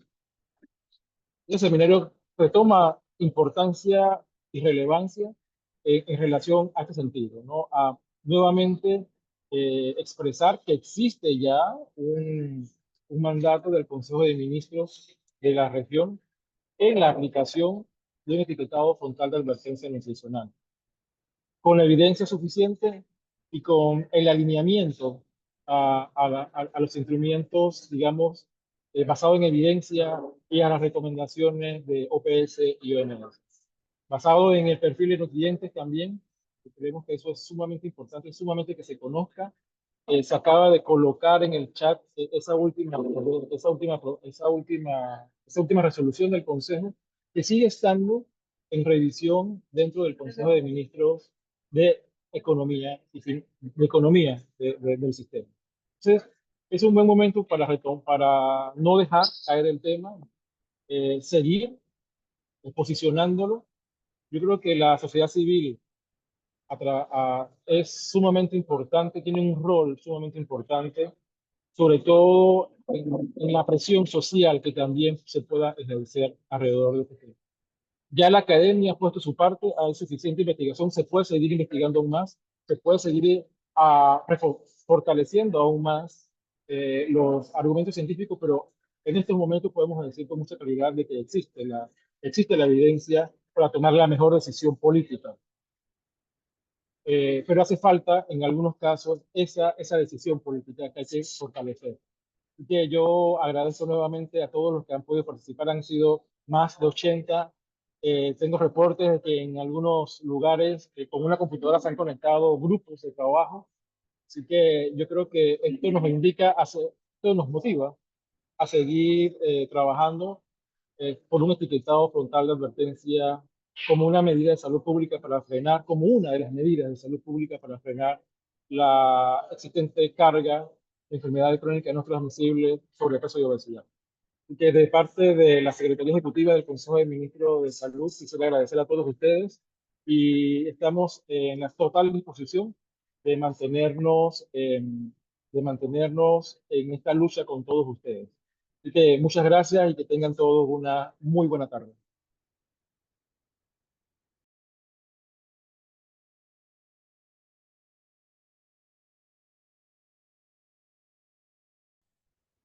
Muchas gracias a todos y a todas. Muchas gracias, doctor.